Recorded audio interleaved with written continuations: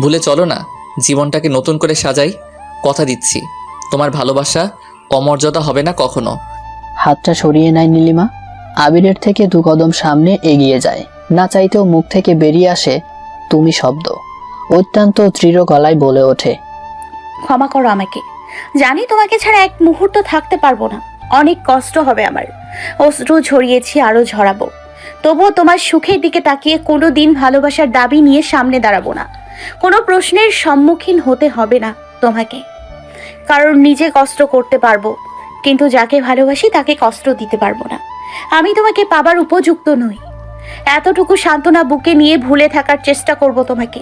জানি পৃথিবীর সবচেয়ে আপন মানুষটিকে এত সহজে হারিয়ে ফেলার বেদনায় জমে থাকা নীল কষ্টের তুষারগুলো গলে গলে পড়বে অশ্রু হয়ে। তোমার সঙ্গে ঘটে যাওয়া পেছনের স্মৃতিগুলোই আমাকে পীড়া দেবে বেশি। বারবার তা ভেসে উঠবে হৃদয়ের ক্যানভাসে। সত্যি বুড়ো, অনেক ভালোবাসি তোমাকে। এই জীবনে মনে হয় না তোমার মতো আর কাউকে ভালোবাসতে পারবো। এতদিন পর হাহাকার বা কষ্ট প্রকাশ করে তোমাকে প্রভাবিত করার কোনো ইচ্ছে আমার নেই।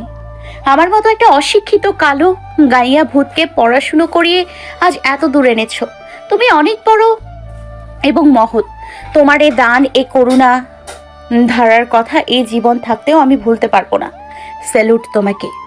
আবেগের বশবর্তী হয়ে দাওনি সত্যকে জলাঞ্জলি।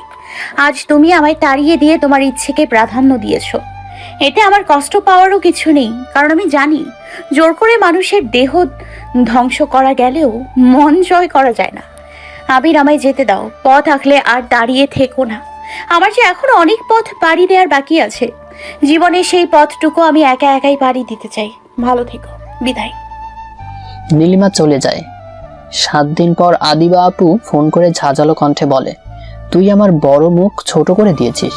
আদিবার মতে এমন ভাই কোনো ঘরেই যেন না থাকে। নীলিমার স্কুল বান্ধবী তামান্না ফোন দিয়েছিল, ইচ্ছে মতো ঝাড়লো। বেঈমান, অসভ্য, প্রতারক, লুচ্চা, শয়তান এসব বলে গালিগালাজও করলো। লিমা ফোন দিয়ে কিছুই বলল না, শুধু কিছুক্ষণ কাঁদলো। মনোযোগী শ্রোতার মতো আবির সব শুনলো। মেঘে মেঘে অনেক বেলা হলো, কীর্তন খেলায় অনেক জল গড়ালো, অথচ আবিরের চরিত্রের সেই সিনেম্যাটিক নির্মম কলঙ্কের কথা কেউ জানতে পারলো না। কে বিশ্বাস করবে এই অপ্রত্যাশিত সত্য? কেউ না। আর তাই দিশেহারা আবির সেদিন একসাথে অনেকগুলো ঘুমের ট্যাবলেট খেয়ে চির নিদ্রায় শায়িত হতে চেয়েছিল, কিন্তু পাগলি বোন সাইমার জন্য পারেনি। রোজ রোজ আবিরকে এটা ওটা খাইয়ে দিয়ে পটানোর চেষ্টা করত, উদ্দেশ্য ওর মাকে যাতে বোঝায়, প্রেমিককে মেনে নেয়। প্রতিদিনের মতো সেদিনও আবিরের জন্য নুডলস রান্না করে দরজায় দাঁড়িয়ে থেকে রুমে উকি দেয়। চমকে ওঠে সাইমা। আবিরকে একসাথে অনেকগুলো ছোট ছোট ট্যাবলেট মুখে দিতে দেখে। কাছে গিয়ে ঘুমের ট্যাবলেট রাখা একটা বাক্স দেখতে পায়। চেঁচিয়ে লোক জড়ো করে সাইমা। তখনই আবিরকে হসপিটালে নিয়ে যাওয়া হয়। সে যাত্রায় বেঁচে যায় আবির, কিন্তু সাইমার থাপ্পড় থেকে নিস্তার পায়নি। আবিরকে বাসায় এনে কষে কয়টা থাপ্পড় বসিয়ে দেয় গালে। বড় বড় চোখে আবির ওর চেয়ে বছর 8 ছোট সাইমার দিকে তাকায়। তুই বড় ভাইয়ার গায়ে হাত তুললি? উত্তর দেয় সাইমা, ওরে, আমি যে তোর গলা চেপে ধরিনি সেটাই বল। তুই কার জন্য মরতে যাচ্ছিস? ওই মেয়ের জন্য যে দিব্যি তোর বোনের সাথে ওই বাড়িতে হেসে খেলে দিন কাটাচ্ছে? উতলা কণ্ঠে প্রশ্ন করে আবির। হোয়াট? ও আদিবা আপুর সাথে আছে? উত্তর দেয় সাইমা, হ্যাঁ, সেদিন সন্ধ্যায় শীতের ছুটিতে গ্রামের বাড়িতে যাচ্ছিল তোর বোন দুলা ভাই। ওরা যাওয়ার সময় রাস্তা থেকে নীলিমাকে সাথে করে নিয়ে যায়। প্রশ্ন করে আবির। তার মানে নীলিমা আদিত্যর দাদু বাড়ি আছে এখানে? জি, আপনার বুড়ি এখন আদিত্যর গ্রামের বাড়িতেই আছে। আর বিলম্ব করবেন না বুড়ো মশাই, আপনি আজই যান, গিয়ে নিয়ে আসেন বুড়িকে। না আসতে চাইলে দরকার হলে চুরি করে নিয়ে আসবেন। না, এতগুলো ভালোবাসা বোনটি। পাশ থেকে সাইমার জবাব। হেসে ওঠে আবির। সেদিনই আবির নীলিমাকে আনার জন্য আদিত্যদের গ্রামের বাড়িতে যায়। যেতে যেতে রাত হয়ে যায়। রাত্রি 9টায় আবির কাঙ্ক্ষিত স্থানে পৌঁছায়। যাওয়া মাত্রই ঘোর অপমান করে আবিরের বোন আবিরকে বাসা থেকে বের করে দেয়। অসহায় আবির মসজিদের পাশে সেই কুয়াশার মাঝেই গাড়িতে হেলান দিয়ে দাঁড়িয়েছিল। রাত্রি তখন 10টা বাজে। আদিবার স্বামী মানে আবিরের দুলাভাই সে রাস্তা দিয়ে বাজার থেকে ফিরছিল। দূরে সাদা প্রাইভেট কার দাঁড়িয়ে থাকতে দেখে কৌতূহলী দৃষ্টি নিয়ে কাছে যায়। চমকে ওঠে আবিরের দুলাভাই। আরে আবির যে এখানে দাঁড়িয়ে কেন? বাড়িতে চলো। যেতে পারবে না বলে মাথা ঝাঁকায় আবির। প্রশ্ন করে দুলাভাই, কারণ কি? আবির ওর দুলাভাইকে সবটা খুলে বলে। রেগে যায় আবিরের দুলাভাই। কি অতীত থেকে তাড়িয়ে দিয়েছে আবিদা? দাঁড়াও, আমি তোমার বোনকে কটা কথা শুনিয়ে আসি। আবিরের দুলাভাই কি ওর বোনের সাথে বাগবিতণ্ডায় জড়িয়ে পড়ে। স্বামী স্ত্রীর মধ্যে তুমুল ঝগড়া চলছে। দুলাভাই শ্যালকের পক্ষে আর বোন বউয়ের পক্ষে। হাড্ডাহাড্ডি লড়াই চলছে দুপক্ষের মধ্যে। পাশের রুমে নীলিমার সাথে শুয়েছিল ছোট্ট আদিত্য। লড়াইয়ের দাপটে ওর ঘুম ভেঙে যায়। কাঁদতে শুরু করে আদিত্য। ঝগড়া থামিয়ে জোর গলায় বলে ওঠে আদিবা। নীলিমা, ড্রেসিং টেবিলের উপরে দেখো জুস আছে, আদিত্যকে দাও আর ওকে নিয়ে একটু বাইরে যাও। আব্বু, আসো আসো, উঠানে গিয়ে তারাগুনি। নিচে ওঠে আদিত্য। নীলিমার হাতের আঙ্গুল ধরে বাইরে চলে যায়। স্বামী স্ত্রীর মধ্যে আবার ঝগড়া শুরু। উঠানে দাঁড়িয়ে জুস খাচ্ছে আদিত্য। তার পাশে দাঁড়িয়ে আকাশের দিকে আঙ্গুল উঁচিয়ে তারা দেখাচ্ছে নীলিমা। জুস খাওয়া আর মামির সাথে তারা গোনায় ভীষণ ব্যস্ত হয়ে পড়ে ছোট্ট আদিত্য। আচমকায় পেছন থেকে নীলিমার মুখ বেঁধে ফেলে আবির। পেছনে তাকায় আদিত্য। চাঁদ তারায় আলোয় সে আর তার মামাকে চিনে নেয় খুব সহজেই। ততক্ষণে নীলিমাকে কোলে দিয়ে নিয়ে যাওয়া শুরু করে আবির। ছোট্ট আদিত্য মুখের জুস গিলে চেঁচিয়ে ওঠে। ও মা গো, ও বাবা গো, নিয়ে গেল গো, ও মা গো, ও বাবা গো, মামিকে কোলে কইরা নিয়ে গেল গো। আদিত্য উঠানে লাফাচ্ছিল আর কথাগুলো বলছিল। রুম থেকে বেরিয়ে আসে আদিত্যর দাদা দাদি ছোট ফুপি। পাশের বাড়ি থেকে বেরিয়ে আসে আদিত্যের ছোট কাকা কাকি। সেই সাথে বেরিয়ে আসে আদিত্যের মা আদিবা ও তার স্বামী। আদিত্য তখনও লাফাচ্ছে আর বলছে, ও বাবা গো, নিয়ে গেল গো। কাছে আসে আদিত্যর বাবা। কোলে নেন ছেলেকে। আহ্লাদি স্বরে প্রশ্ন করে, বাবা, কি হয়েছে? কে কাকে নিয়ে গেছে? চিৎকার দিয়ে কাঁদতে থাকে আদিত্য। আমরা তারা গুনছিলাম না উঠানে, তখনই পিছন থেকে আবির মামা এসে নীলি মামির মুখ বেঁধে মামিরে কোলে কইরা নিয়ে গেছে। ঠিক করে হেসে ওঠে আদিত্যের বাবা। বাপ, তুই নাম, আমি কিছুক্ষণ হাস্যালই। কথাটা বলে হু হু করে হেসে ওঠে আদিত্যর বাবা। তার সাথে সাথে হেসে ওঠে আদিত্যর দাদা দাদি, হেসে ওঠে আদিত্যর ছোট কাকা ও তার স্ত্রী। মোটামুটি সবার মুখেই হাসি, শুধু হাসি নেই আদিবার মুখে। ভাই আবির যে এমন কাণ্ড করবে সেটা তিনি দুঃস্বপ্নেও ভাবেননি, অথচ তাই হয়ে গেল। শেষমেশ বউ চুরি করে নিয়ে গেল। লজ্জায় কুকড়ে যায় আদিবা, কিন্তু হেরে যেতে রাজি নন। দৌড়ে বাড়ির পেছনে জাম গাছের নিচে গিয়ে দাঁড়ান। ততক্ষণে আবির নীলিমাকে কোলে নিয়ে মসজিদের সামনে দাঁড়িয়ে থাকা গাড়ির কাছে চলে যায়। আদিবা এক দৌড়ে গাড়ির কাছে যায়। আবির ততক্ষণে গাড়ির ভেতরে বসিয়ে দিয়েছে নীলিমাকে। ওই বদমাস, তুই বউরে নিয়ে কই যাস? নীলিমা, বেরিয়ে আসো। গাড়ির ভেতরে হাত দিয়ে আবিরের বোন আদিবা নীলিমাকে টানছে, কিন্তু নীলিমার কোনো সাড়া নেই। সাড়া দিবে কিভাবে? পেছন থেকে হঠাৎ মুখ বেঁধে ফেলা। তারপর আচমকা পেছনে তাকিয়ে আবিরের গায়ের সাদা গেঞ্জিতে কঙ্কাল এবং তার সাথে লাল জিহ্বার ছাপ দেখে ভয় পেয়ে গিয়েছিল নীলিমা। যদিও ভূত প্রেতে ওর বিশ্বাস নেই, কিন্তু গত পরশুদিন দুপুরে পুকুর পাড়ে ঘুরতে গিয়ে এক অচেনা যুবকের ঝুলন্ত ভয়ানক লাশ দেখে ভয় পেয়ে গিয়েছিল। আজ তাই মুখ বাঁধার পর আবিরের গেঞ্জির কঙ্কাল এবং লাল জিহ্বার ছাপ দেখে ভয় পেয়ে জ্ঞান হারায়। আদিবা যখন নীলিমাকে ধরে টানাটানি করছিল, তখন পেছন থেকে আদিত্যর বাবা এসে স্ত্রীকে জোর করে সরিয়ে নিয়ে যায়। যাওয়ার আগে শ্যালক আবিরের উদ্দেশ্যে বলে, ওরে গাদা, তাড়াতাড়ি গাড়ি স্টার্ট দে। আবির গাড়িতে উঠে তাড়াতাড়ি গাড়ি স্টার্ট দেয়। বোনের শ্বশুর বাড়ি থেকে বেশ খানিকটা দূরে গিয়ে গাড়ি থামায়। বোতল থেকে পানি নিয়ে নীলিমার চোখে মুখে ছিটিয়ে দেয়। জ্ঞান ফেরে নীলিমার। আবিরের দিকে একবার তাকিয়ে গেঞ্জির দিকে তাকায় সে। তারপরই কেমন ঢোক গেলে মূল কাহিনী বুঝতে পারে আবির। শরীর থেকে গেঞ্জিটা খুলে ফেলে আবির। গাড়ি পুনরায় স্টার্ট দিবে আবির, তখনই এক টান দিয়ে মুখ থেকে বাঁধনটা খুলে ফেলে নীলিমা। এদিক ওদিক তাকিয়ে বুঝতে পারে এখনো তেমন রাত হয়নি। গ্রামের বাজারে টং দোকানে তখনও মানুষজন বসে চা খাচ্ছিল। তার মনে আমি এখন চিৎকার দিলে মানুষ আসবে। আবিরের দিকে একবার তাকিয়ে চেঁচিয়ে ওঠে নীলিমা। কেউ আছেন? পানি খাচ্ছিল আবির। মুখ থেকে পানি ছিটকে পড়ে যায়। মুখ চেপে ধরে নীলিমার। চুপ, একদম চুপ। বড় বড় চোখে তাকিয়ে আছে নীলিমা। আবির তখনও মুখটা চেপে ধরে আছে। নীলিমার কথা বলার চেষ্টা করছে, কিন্তু পারছে না। হাতটা সরিয়ে নেয় আবির। জোরে জোরে নিঃশ্বাস নিচ্ছে নীলিমা। গাড়ি স্টার্ট দেয় আবির। গাড়ি চলছে দ্রুত গতিতে। কিছুক্ষণ পর মুখ খুলল নীলিমা। আমায় নামিয়ে দিন, নতুবা আমি লোক ডাকবো। গাড়ি থামায় আবির। নীলিমাকে অবাক করে দিয়ে চেঁচাতে থাকে আবির। বাঁচান বাঁচান, হেল্প হেল্প, এক বদমাইশ আমাকে উঠিয়ে নিয়ে যাচ্ছে, প্লিজ হেল্প মি। চোখ বড় বড় করে তাকায় নীলিমা। একটা শয়তান মার্কা হাসি দিয়ে বলে, কি হলো? লোক ডাকো, আমি তো শুরু করে দিলাম। রাগে দুঃখে দাঁতে দাঁত চেপে অন্যদিকে মুখ করে তাকায় নীলিমা। জয়ের হাসি হেসে গাড়ি চালাতে শুরু করে আবির। মাঝ রাস্তায় ট্রাফিক পুলিশরা আবিরের গাড়ি থামায়। সামনে আরো অনেক গাড়ি, সিরিয়ালের সবচেয়ে শেষে আবিরের গাড়িটা। ঘন্টা দুয়েক যে এখানে দাঁড়িয়ে থাকতে হবে সেটা আবির বেশ বুঝতে পারছে। এদিকে চারদিক যেন বরফ পড়ছে। গাড়ির কাঁচ ভেঙে মনে হচ্ছে সেগুলো ভেতরে চলে আসবে। নীলিমার গায়ে শীতের চাদর ছিল বিধায় দিব্যি বসে আছে, কিন্তু বেচারা আবির, শীতে ওর যায় যায় অবস্থা। শীতে দু হাত একসাথে করে জড়সড় হয়ে বসে আছে। প্রচন্ড শীত, কুকড়ে যাচ্ছে আবির। একবার হাতে হাত ঘষাচ্ছে তো আরেকবার পাশে রাখা ওই হাতা কাটা গেঞ্জি দিয়ে শরীর ঢাকার চেষ্টা করছে। পাশ থেকে অফার করে নীলিমা। ফিরে তাকায় আবির, তারপর চোখ ফিরিয়ে নিয়ে বলে, চাদর তো একটা, এটা নিয়ে নিলে তুমি কি গায়ে দিবে? মাথা নিচু করে জবাব দেয় নীলিমা। এটা নিন, আমার আসলে তেমন শীত করছে না এখন, আপনি গায়ে দিন। জবাব দেয় আবির। চাদরটা নিতে পারি এক শর্তে। জিজ্ঞাসু দৃষ্টিতে চোখ তুলে তাকায় নীলিমা। খানিক মাথা চুলকিয়ে আবির বলে, না মানে তুমি যদি আমার সাথে চাদরের নিচে আসো তবেই আমি তোমার চাদর নিব। ইম্পসিবল। কথাটা বলেই অন্যদিকে মুখ করে বাইরে তাকায় নীলিমা। আবিরও আর কিছু বলেনি, শুধু জড়সড় হয়ে বসে আছে। কেটে যায় মিনিট 10। দৃষ্টি ফিরিয়ে নিয়ে সোজা হয়ে বসে নীলিমা।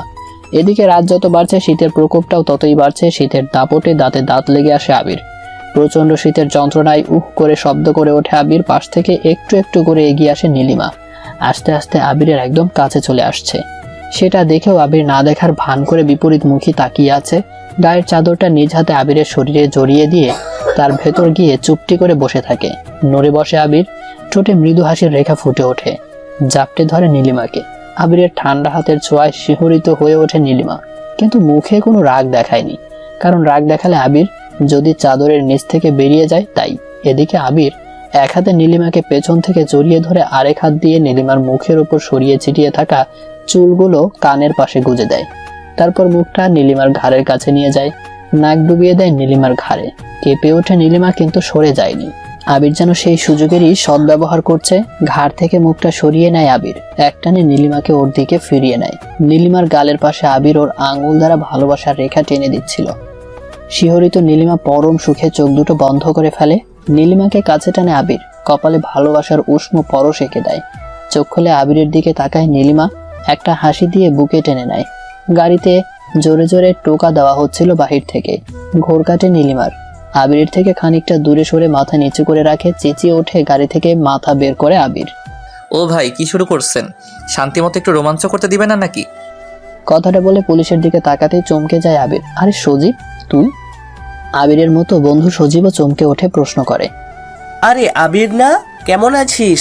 আর তুই এত রাতে এখানে? পুরো ঘটনা সংক্ষেপে সজীবকে জানায় আবির। নীলিমার সাথে কথা বলার জন্য গাড়ির ভেতরে তাকায় সজীব। আরে ভাবি, কি করছেন? ঠোঁটে কি চুইংগাম লেগেছে নাকি? এভাবে ঘষছেন কেন? প্রচন্ড রাগে আবিরের দিকে তাকিয়ে কেঁদে দেয় নীলিমা। সজীব ঘটনা কি বোঝার জন্য আবিরের দিকে তাকায়। আবির ইঙ্গিতে ওর ঠোঁটে হাত দিয়ে চোখটি মারে সজীবকে। বিষম খায় সজীব, হাসি আটকিয়ে বলে, আসলে খবর পেয়েছি এ এলাকা থেকে মাদক দ্রব্য চালান হয়, তাই এভাবে জেরা করা আর কি। আচ্ছা তুই ভিতরে গিয়ে বস, আমি ওদের গিয়ে বলছি তোকে তাড়াতাড়ি দেখে ছেড়ে দেওয়ার জন্য। সমস্ত ঝামেলা কাটিয়ে রাত্রি 2:30টার দিকে বাসায় পৌঁছে আবির। ফ্রেশ হয়ে একটা স্বস্তির নিঃশ্বাস ছেড়ে ক্লান্ত দেহটা বিছানায় এলিয়ে দেয় নীলিমা। এদিকে আবির ওর দুলাভাইকে ফোন করে বাসায় আসার কথা জানিয়ে রুমে প্রবেশ করে। রুমে এসে নীলিমাকে না দেখে মেজাজ খারাপ হয়ে যায়। স্টাডি রুমে কেবল শুয়েছিল নীলিমা, দরজা ঠেলে ভেতরে গিয়ে একটানে নীলিমাকে উঠিয়ে দেয়। চোখ বড় বড় করে তাকায় নীলিমা। কোনো কথা না বলে টানতে টানতে আবির নীলিমাকে ওর রুমে নিয়ে যায়। হাতটা ছাড়িয়ে বলে সে ঘুমাবে। এটা বলে চলে যাচ্ছিল নীলিমা, পেছন থেকে ওড়নায় টান দিয়ে ধরে আবির। এক হাতে গলার কাছে চলে আসা ওড়নার মাথায় ধরে বিপরীতমুখী হয়েই প্রশ্ন করে নীলিমা, কি করছেন এসব? উত্তর আসে, করিনি, তবে করব। ঢোক গেলে নিচু গলায় বলে নীলিমা, ছাড়ুন, আমি ঘুমাবো। অনেক ঘুমিয়েছো আর নয়। আবির নীলিমার ওড়না ধরে টানতে টানতে কাছে নিয়ে আসে। কাপা গলায় প্রশ্ন করে নীলিমা, কেন এমন করছেন? কেন এভাবে আমায় জ্বালাচ্ছেন? জবাব আসে, অন্যের বাচ্চা নিয়ে যাতে তারা গুনতে না হয় সেই জন্য এমন করছি। তোমায় জ্বালানোর জন্য আরও একজন সদস্য আনার প্রয়োজন বোধ করছি আমি। আবিরের কথা শুনে দৌড় দিচ্ছিল নীলিমা, ধরে ফেলে আবির, একটানে কোলে তুলে নেয়। চোখ বড় বড় করে তাকিয়ে আছে নীলিমা। দুষ্টু হেসে আবিরের প্রশ্ন, পালাবে কোথায়? খুব ক্লান্ত, ঘুমোতে চাই আমি, প্লিজ যেতে দিন আমায়। অনেকটা অসহায়ের মতো আবিরের মুখের দিকে তাকায় নীলিমা। দুষ্টু হেসে আবিরের জবাব, ঘুম এখনই উদা হয়ে যাবে, সাথে ক্লান্ত ভাবটাও, তাই কোনো কথা হবে না। দেখুন, আপনি কিন্তু এখন বেশি বেশি করছেন। জোর করে উঠিয়ে নিয়ে আসছেন, তার উপর এখন এভাবে তেড়ে আসছেন। একবার যদি ছাড়া পাই না, খুব খারাপ হয়ে যাবে। আপনার নামে মামলা করব। অট্টহাসিতে ফেটে পড়ে আবির। আচ্ছা তাই নাকি? কিসের ভিত্তিতে মামলা করবে? মানে কোন অপরাধে আমার নামে মামলা করবে? জবাব আসে। নারী নির্যাতন। আপনার নামে আমি নারী নির্যাতনের মামলা করব। হাসতে থাকে আবির। আচ্ছা, নারী নির্যাতনের মানেটা জানো তো? রাগে কিচ্ছু বলতে পারেনি নীলিমা। দুচোখের পাতা এক করে ফেলে, বিছানায় শুইয়ে দেয় আবির নীলিমাকে। দরজাটা বন্ধ করে রুমের লাইটটা অফ করে দেয়। ড্রিম লাইটের মৃদু আলোয় আবির এগিয়ে যায় নীলিমার দিকে। নীলিমা তখনও চোখ বন্ধ করে শুয়ে আছে। কাছে যায় আবির, হাতটা ছুঁয়ে দেয়। কেঁপে ওঠে নীলিমা, কিন্তু কিচ্ছু বলেনি। বুকের কাছে নিয়ে দুহাতে নীলিমার হাতটা মুঠোয় বন্দি করে। প্রায় মিনিট 30 হয়ে গেল। আবিরের কোনো সাড়া না পেয়ে পাশ বালিশে ফিরে তাকায় নীলিমা। চোখ যায় আবিরের মাথার দিকে, কিরকম বালিশবিহীন শুয়ে আছে। আস্তে আস্তে হাতটা ছাড়িয়ে নীলিমা ওর মাথার নিচের বালিশটা আবিরের মাথার নিচে দিয়ে দেয়। চলে যাচ্ছিল নীলিমা, পেছন থেকে হাতটা টেনে ধরে আবির। পালিয়ে কোথায় যাবে? অনেকটা রাগান্বিত কণ্ঠে জবাব দেয় নীলিমা। আজও পালাবো কেন? এই রুমে বালিশ নেই, তাই ওই রুমে যাচ্ছিলাম। বা থামিয়ে দিয়ে বলে ওঠে আবির। বালিশ তো এই রুমেই আছে। সেটা তো আপনার মাথার নিচে দিয়ে দিলাম। মৃদু হাসে আবির। সেটা তো ছোট বালিশ, এর চেয়েও বড় সড়ো বালিশ কিন্তু তার উপর পড়ে আছে। মানে সেই বড় বালিশে শুধু মাথা নয়, অনায়াসে তুলে দিতে পারবে হাত পাও, এমনকি জাপটেও ধরতে পারবে। ইচ্ছে হলে চুমুও খেতে পারবে। জীবন্ত বালিশ কিনা। রেগে যায় নীলিমা। আপনি এত খারাপ কেন? হেসে দেয় আবির। তুমি এত ভালো কেন? দেখুন, আপনি কিন্তু বেশি বেশি করছেন। দেখো, তুমি কিন্তু কম কম করছো। বিছানা থেকে উঠে দাঁড়ায় নীলিমা, তারপর দাঁতে দাঁত চেপে বলে, ইয়া আল্লাহ, উঠিয়ে নিচ্ছ না কেন আমায়? বিছানায় উঠে বসে আবির। ইয়া আল্লাহ, নিচে রাখছো কেন আমায়? এবার কিন্তু খুব খারাপ হয়ে যাবে। এবার কিন্তু ভালো কিছু ঘটে যাবে। উফ, মরেই গেলাম বুঝি। জীবন্ত করে তোলার জন্য পাশেই রয়েছি আমি। আঙ্গুল নাচিয়ে কিছু একটা বলতে যাচ্ছিল নীলিমা, একটানে বিছানায় নিয়ে যায়। হুড়হুড়িয়ে আবিরের বুকের উপর গিয়ে পড়ে নীলিমা। কিছুক্ষণ ড্যাব ড্যাব করে আবিরের মুখের দিকে তাকিয়ে যেই ঝগড়া শুরু করতে চাচ্ছিল, অমনি আবির নীলিমাকে একটানে ওর খুব কাছে নিয়ে যায়। নীলিমার মুখ আবিরের মুখের খুব কাছে। নীলিমার খোলা চুল দুপাশে ছড়িয়ে যেন এক পর্দা তৈরি করে দিয়েছে। অনেকক্ষণ ধরে একে অপরের দিকে তাকিয়ে আছে। নীলিমার নিঃশ্বাস ধীরে ধীরে ঘন থেকে আরো ঘন হচ্ছে। খুব কাছ থেকে আবিরের নীলিমার নিঃশ্বাসের শব্দগুলো শুনছে। সেই নিঃশ্বাস আবিরকে মাতাল করে দিচ্ছে। আচমকাই ওপর থেকে একটা ইঁদুর ছিটকে পড়ে। ভয় পেয়ে চিৎকার দেয় নীলিমা, জাপটে ধরে আবিরকে। দুহাত খামচে আবিরের শার্টের কলার ধরে আছে। নীলিমার নখের আঁচড়ে আবিরের গলার খানিক জায়গা থেকে রক্ত বের হচ্ছে। কিছু একটা তো পড়ে আছে আমার উপর, দেখুন না প্লিজ। আরো জোরে জোরে খামচে ধরে নীলিমা আবিরের ঘাড়।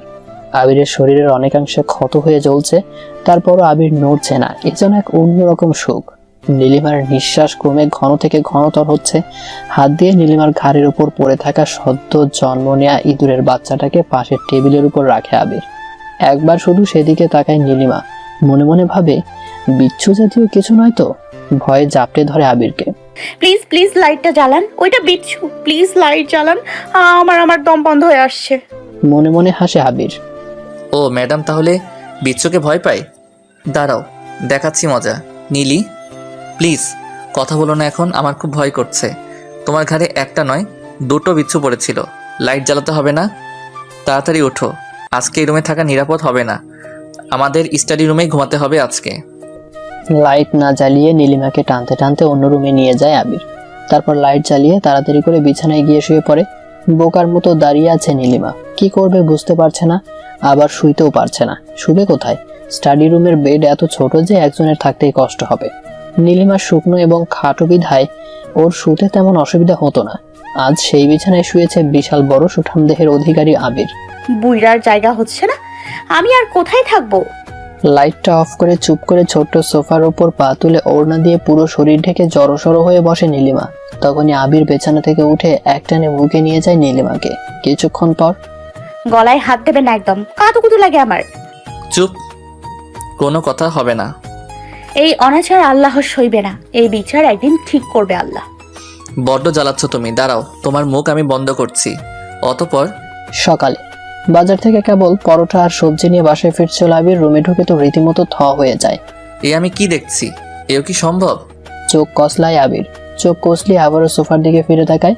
আবিরের পাঞ্জাবি পাজামা পরে সোফায় জড়সড় হয়ে বসে আছে নীলিমা। খাবার টেবিলে পরোটার প্যাকেট রেখে চুপটি করে সোফায় নীলিমার পাশে গিয়ে বসে। চরম হাসি পাচ্ছে আবিরের, কিন্তু হাসছে না, কারণ এই অবস্থার জন্য যে আবির নিজেই দায়ী। রাত্রে একটু বেশি ভালোবাসা দিয়ে ফেলেছিল কিনা। এখন এই বাসায় নীলিমার কোনো কাপড় নেই, যার কারণে ওর এই বেহাল দশা। যাই হোক, বহু কষ্টে হাসি আটকায় আবির। নীলি, চলো খাবে। নীলিমা নিশ্চুপ। কি হলো, চলো। নীলিমা এবারও নিশ্চুপ। কি হলো, খাবে না? নীলিমা এবারও পূর্বের ন্যায় মাথা নিচু করে বসে আছে। সেটা দেখে শরীরের ধরে নাড়া দেয় আবির।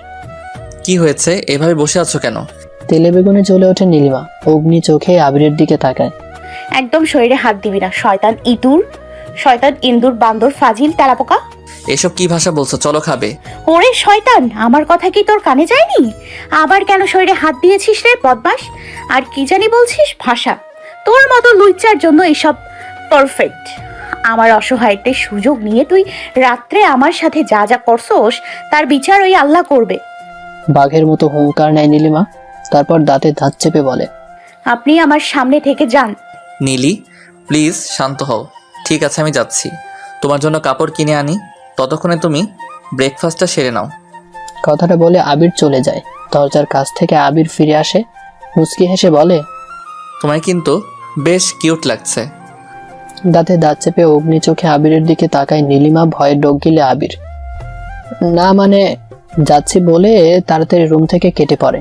সকাল 11টা নাগাদ হাতে বেশ কতগুলো শপিং ব্যাগ নিয়ে বাসায় ফেরে আবির।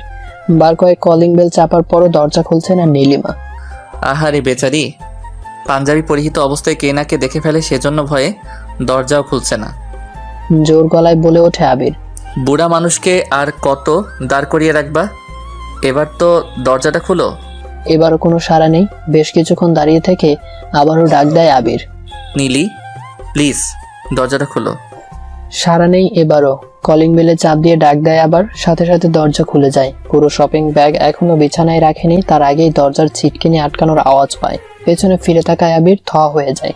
মুখ হা হয়েছে তো হয়েছে, আর বন্ধ হচ্ছে না। সেটা দেখে লজ্জায় মাথা নিচু করে জবাব দেয় নীলিমা।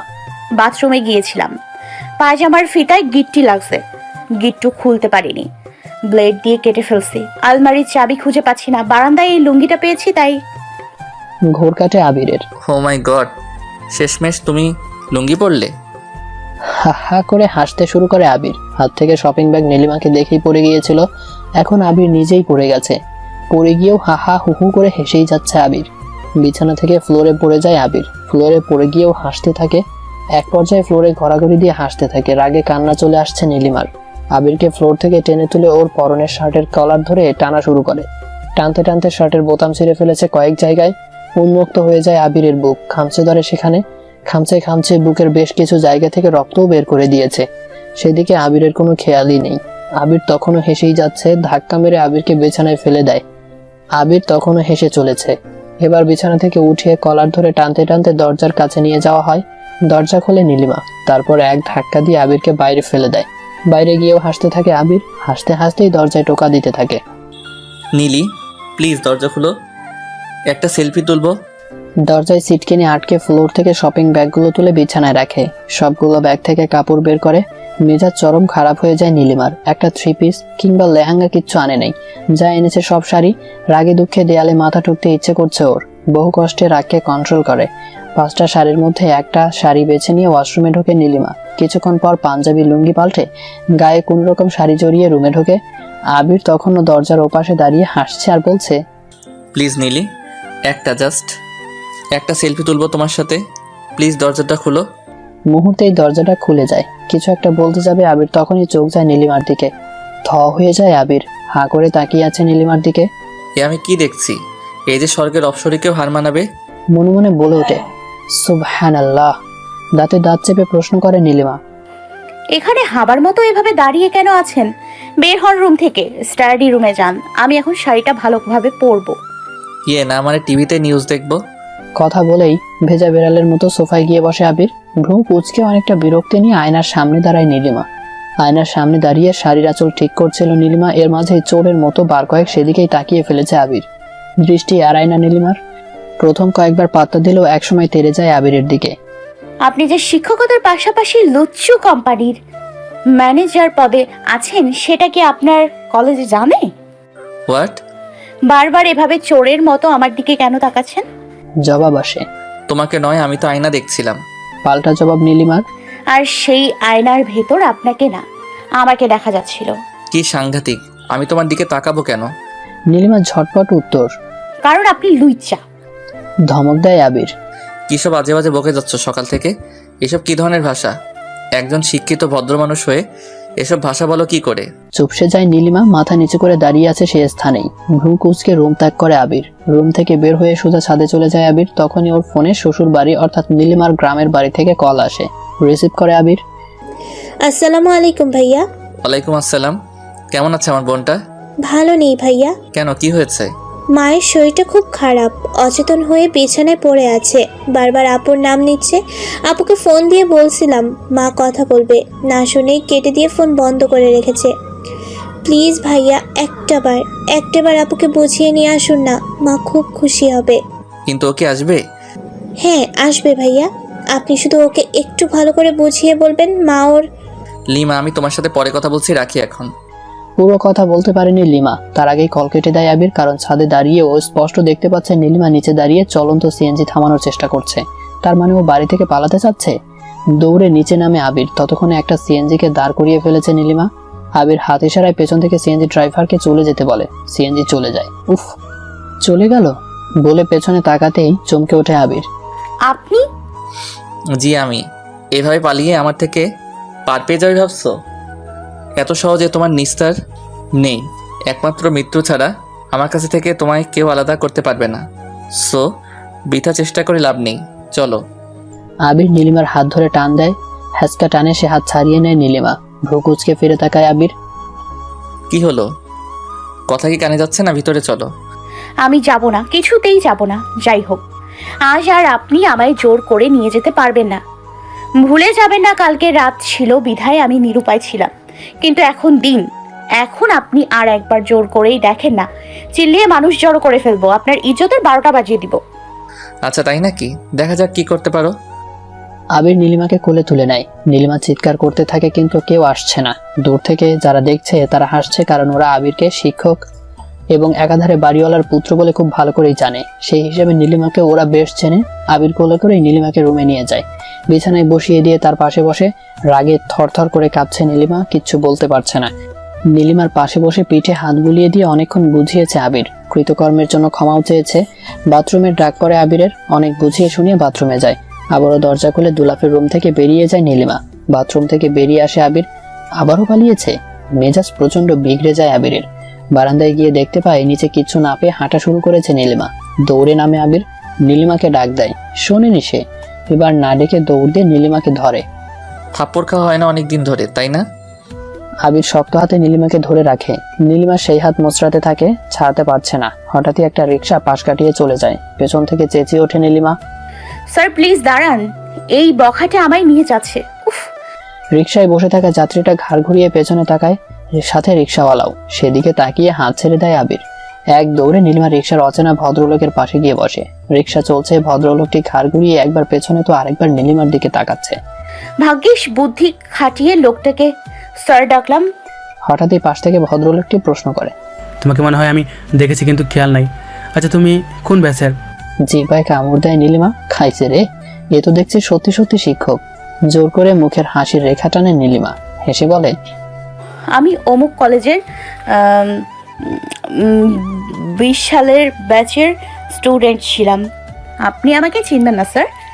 ক্ষণিক হাসে ভদ্রলোকটি। সানগ্লাসটা চোখ থেকে নামিয়ে পরিষ্কার করে পরে নেয়। নীলিমার সামনের দিকে তাকিয়ে আছে। তুমি শিওর ওই লোকটা তোমাকে ডিস্টার্ব করে? ঢোক গেলে নীলিমা মনে মনে ভদ্রলোকের 14 গোষ্ঠী উদ্ধার করে ফেলেছে ছেলেকে শিক্ষক বানানোর জন্য। কি হলো বলো? বুকে সাহস সঞ্চার করে নীলিমা। হ্যাঁ, উনি শুধু আজ নয়, আমায় রোজ ডিস্টার্ব করে। আমায় উঠিয়ে নিয়ে যাওয়ার হুমকি দেয়, মাঝে মাঝে তো হাতও ধরে ফেলে। নীলিমার কথা শুনে মিনিট খানেক নীলিমার মুখের দিকে তাকিয়েছিলেন লোকটা। তারপর হঠাৎই রিকশা থামায়। ভাই একটু দাঁড়াও, আমি একটু ফোন করে নিই। আমাদের কলেজের মেয়েকে ডিস্টার্ব করা ওটা সাহস কত? পকেট থেকে ফোন বের করে ভদ্রলোকটি নীলিমার দিকে ফিরে তাকায়। নীলিমা আমতা আমতা করে বলে, আমাদের কলেজে? জবাব আসে, আমাদের কলেজ। ঢাকা কলেজের স্টুডেন্ট না তুমি? অচেনা শিক্ষকের মুখে নিজ কলেজের নাম শুনে গলা শুকিয়ে যাওয়ার উপক্রম নীলিমার। অনেক কষ্টে নিজেকে সামলায়, কাঁপা কাঁপা গলায় প্রশ্ন করে। আপনি আমায় চেনেন? হেসে দেয় লোকটি। কি যে বলো না, কলেজের সেরা স্টুডেন্ট নীলিমা, একাধারে MBBS কে না চিনি। প্রসপেক্টাসে তোমার ছবি আমি বহুবার দেখেছি, তুমি আমার চিনবে না। আমি কলেজে জয়েন করেছি তুমি আসার পর। ইয়া আল্লাহ, তাহলে তো ইনি আবিরকে চিনে ফেলছে আর ঘাড় ঘুরিয়ে সেই জন্যই বারবার পেছনে তাকাচ্ছিল। আচমকা রিক্সা থেকে নেমে দাঁড়ায় নীলিমা। মনে মনে, নীলিমা তুই কেটে পড়। রিক্সা চালককে ভাড়া মেটাতে গিয়ে ধরা খায় নীলিমা। এই রে, আমার কাছে তো টাকা নেই। স্যার মানে ভদ্রলোকটার দিকে করুণ চোখে তাকায় নীলিমা। ভদ্রলোকটা তখন মেসেজ চালাচালিতে ব্যস্ত। কি করবো আমি? কি হলো ভাই, দাঁড়িয়ে আছো কেন? চলো, আমার এমনি তো দেরি হয়ে গেছে। আপা তো ভাড়া দিচ্ছে না, যাব কিভাবে? নীলিমার দিকে তাকিয়ে একটা রহস্যজনক হাসি দেয় ভদ্রলোকটা। তারপর স্বাভাবিক গলায় বলে, ও আমার ছাত্রী, দাঁড়াও, ওর ভাড়া আমি দিয়ে দিচ্ছি। এটা বলে মানিব্যাগ বের করে ভদ্রলোক। উফ, মানিব্যাগে তো ভাঙতি নেই। পাশ থেকে রিক্সাওয়ালা, আমার কাছে এত টাকা ভাঙতি হবে না। অসহায়ের মতো মাথা নিচু করে দাঁড়িয়ে আছে নীলিমা। কি করবে বুঝতে পারছে না। পেছন থেকে কাঁধে হাত রাখে কেউ। ঠেলে তো ধরো সব দিক থেকে। পেছনে ফিরে তাকায় নীলিমা। গম্ভীর মুডে দাঁড়িয়ে আবির। কথা বলেনি কোনো। রিক্সাওয়ালাকে নীলিমার ভাড়া সহ ওই স্যারের ভাড়াটাও দিয়ে দেয়। রিক্সা চলে যায়। হাঁটা শুরু করে আবির। আবিরের পিছু পিছু নিঃশব্দে হাঁটছে নীলিমা। কারোরই মুখে কোনো কথা নেই। নীলিমা অবশ্য এর মাঝে বার কয়েক আবিরের দিকে তাকিয়েছে, কিন্তু আবিরের সেদিকে একটু খেয়াল নেই। বরাবরের মতোই মাথা নিচু করে চুপচাপ হাঁটছে আবির। বাসায় পৌঁছে দুজনেই। ব্যাগে টাকা আছে, ভাড়া বাবদ যত টাকা লাগে নিয়ে নিও। নীলিমার হাতে আবির ওর মানিব্যাগটা ধরিয়ে দিয়ে হনহন করে বাহিরে চলে যায়। নীলিমা সেদিকে ড্যাব ড্যাব করে তাকিয়ে আছে। আবির চলে গেলে ব্যাগ হাতে বিছানায় বসে নীলিমা। মানিব্যাগের এক পাশে দুটো 1000 টাকার নোট আর 5টা 100 টাকার নোট রাখা। 5টা 100 টাকার নোট ব্যাগ থেকে বের করে টাকাগুলো ছোট করে ভাঁজ করে নীলিমা ওর আঁচলে বেঁধে রাখে। তারপর শাড়িটা ঠিক করে আয়নায় নিজেকে একবার দেখে নেয়। আবির তখন আসেনি, তাই ওর আসার আগেই বের হওয়ার সিদ্ধান্ত নেয়। নীলিমা বের হয়ে যায় বাসা থেকে। দুপুর 1টা। সিএনজির অপেক্ষায় বাসার সামনে দাঁড়িয়ে নীলিমা। সেই 12:30 থেকে এখানে দাঁড়িয়ে। এখনো অবধি খালি সিএনজি কিংবা রিক্সা আসার নাম নেই। মেজাজ গরম হয়ে যায় নীলিমার। রাস্তার ওপাশের ছোট্ট বেঞ্চে বসার জন্য এগিয়ে যেতেই নীলিমা ছেলেদের হাসির শব্দ শুনতে পায়। বেঞ্চে বসে হাসিটা কোথা থেকে আসছে সেটা বোঝার চেষ্টা করে। পাশে একটা বিল্ডিং মেরামতের কাজ চলছে। সেই বিল্ডিং এর ছাদের উপর কিছু ছেলেপুলে বসে গল্প করছে। হাসিটা সেখান থেকেই আসছে। দৃষ্টি ফিরিয়ে আনার আগে আবারও ছেলেদের দিকে তাকায়। 5-6টা ছেলের মাঝে আবিরও বসেছিল সেখানে। অপলকভাবে কিছুক্ষণ সেদিকে তাকিয়ে থাকে নীলিমা। হঠাৎই রিক্সাওয়ালার ডাক পড়ে, ও আপা যাবেন? যাবো বলে নীলিমা রিক্সার কাছে যায়। রিক্সার কাছে গিয়ে আবারও বিল্ডিংটার ছাদের দিকে তাকায়। আবির তখনও গল্পে মশগুল। রিক্সাওয়ালা আবারও বলে, আপা দাঁড়িয়ে কেন, কেউ আইবো? কোনো উত্তর না দিয়ে নীলিমা আবার ওই বিল্ডিংটার ছাদের দিকে তাকায়। আবির তখনও গল্পে মগ্ন। ইস, একবার নিচে তাকা, শুধু একবার তাকা। মনে মনে কথাগুলো বলছিল নীলিমা। আজব লোক তো। এটা বলে রিক্সাওয়ালা চলে যায়। ফিরে তাকায় নীলিমা। ততক্ষণ রিক্সাওয়ালা চলে গেছে। উফ, চলে গেল বলে নীলিমা পুনরায় বেঞ্চে গিয়ে বসে। আরেকটা সিএনজি আসে। এবার নিঃশব্দে নীলিমা সিএনজির কাছে যায়। শেষবারের মতো ফিরে তাকায় উপরে। ততক্ষণে আবিরের দৃষ্টিও নীলিমার দিকে চলে এসেছে। মনে মনে একটা হাসি দিয়ে সিএনজিতে উঠে বসে নীলিমা। আবির দৃষ্টি ফিরিয়ে নিয়ে আবারও গল্পে মন দেয়। দুপুর 1:45। নীলিমা বাস স্টপের ছোট্ট বেঞ্চে চুপ করে বসে আছে। বাস চলে যাওয়ায় হুইসেল দিচ্ছে, তবুও নীলিমা টিকিট কাটেনি। বারবার এদিক ওদিক তাকাচ্ছে। প্রায় মিনিট 10 পর বাস ছেড়ে দেয়। নীলিমা তখনও রাস্তার এপাশ ওপাশ তাকাচ্ছে। ঘড়ির দিকে তাকিয়ে দেখে 2টো বেজে গেছে। মনটা কালো অন্ধকারের ন্যায় করে ওপাশে তাকাতেই দেখে আবির আসছে। মুখে হাসি ফুটে ওঠে নীলিমার। তাড়াতাড়ি বেঞ্চ থেকে উঠে দাঁড়ায়। কিন্তু এ কি, উনি আমার কাছে আসছেন না কেন? এদিকে কোথায় যাচ্ছেন?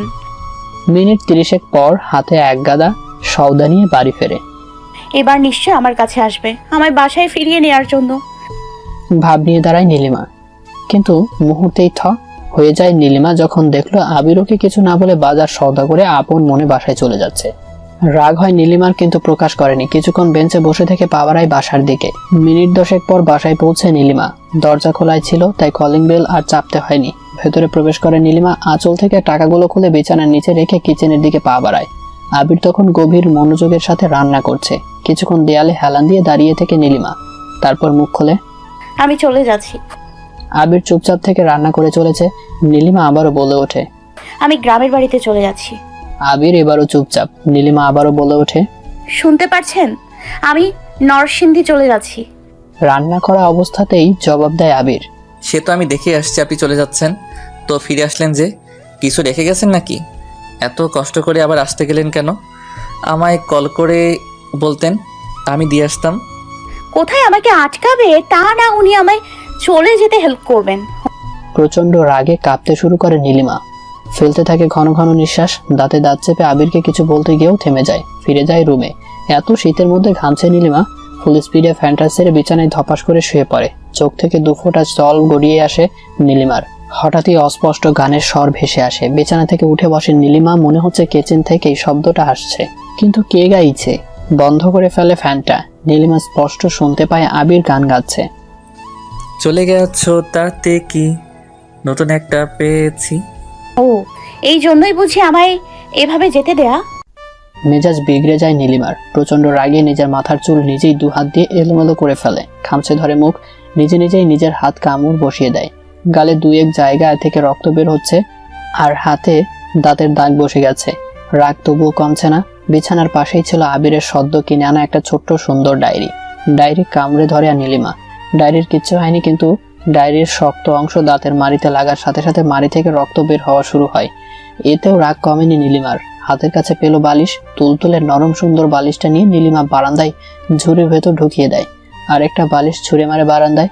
কোল বালিশটা এক ধাক্কা দিয়ে খাটের নিচে ফেলে দেয়। রাগ তাতেও কমছে না। দেখে বিছানা থেকে নেমে চাদরটা জড়ো করে বাথরুমে পানি ভর্তি বালতিতে ডুবিয়ে রেখে আসে। সাথে কম্বলটাও ফ্লোরে ময়লার মধ্যে ঘষে পানিতে ভিজিয়ে রেখে আসে। আবিরের চশমাটা ড্রেসিং টেবিলের উপর রাখা ছিল। চশমা হাতে চোখের সামনে এদিক ওদিক করে চশমার একটা গ্লাস কামড়ে ধরে নীলিমা। তেজি মেয়ের এক কামড়ে চশমার ফ্রেম ভেঙে কাঁচগুলো ঠোঁটে গিয়ে বিঁধে। ও মাগো বলে চশমাটা হাত থেকে ফেলে ঠোঁট ধরে প্রচন্ড জোরে চিৎকার দেয় নীলিমা। নীলিমার চিৎকার আবিরের কান অব্দি বুঝতে বেশি সময় নেয়নি। কেঁপে ওঠে আবিরের কলিজা। রান্না রেখে ছুটে আসে রুমে। নীলিমার এহেন অবস্থা দেখে আবির ভরকে গেল। পাশে পড়ে থাকা ভাঙা চশমা আর রুমের অবস্থা দেখে আবির খুব শীঘ্রই বুঝে যায় আসল ঘটনা। এ কি করছো? দৌড়ে গিয়ে নীলিমার পাশে বসে আবির। ঠোঁট থেকে কাজগুলো সরিয়ে নিতেই আরো জোরে চেঁচিয়ে ওঠে নীলিমা। ও মাগো, জাল, মরে গেলাম গো। ও মাগো, জাল, মরে গেলাম গো, জ্বলে যাচ্ছে গো। আবির ওর ময়লা হাতের দিকে তাকায়। হাতে তখনও হলুদ মরিচের গুঁড়া লেগে আছে। দিক শূন্য আবির তখনই নীলিমার ঠোঁটে ঠোঁট ডুবিয়ে দেয়। দিক শূন্য আবির তখনই নীলিমার ঠোঁটে ঠোঁট ডুবিয়ে দেয়।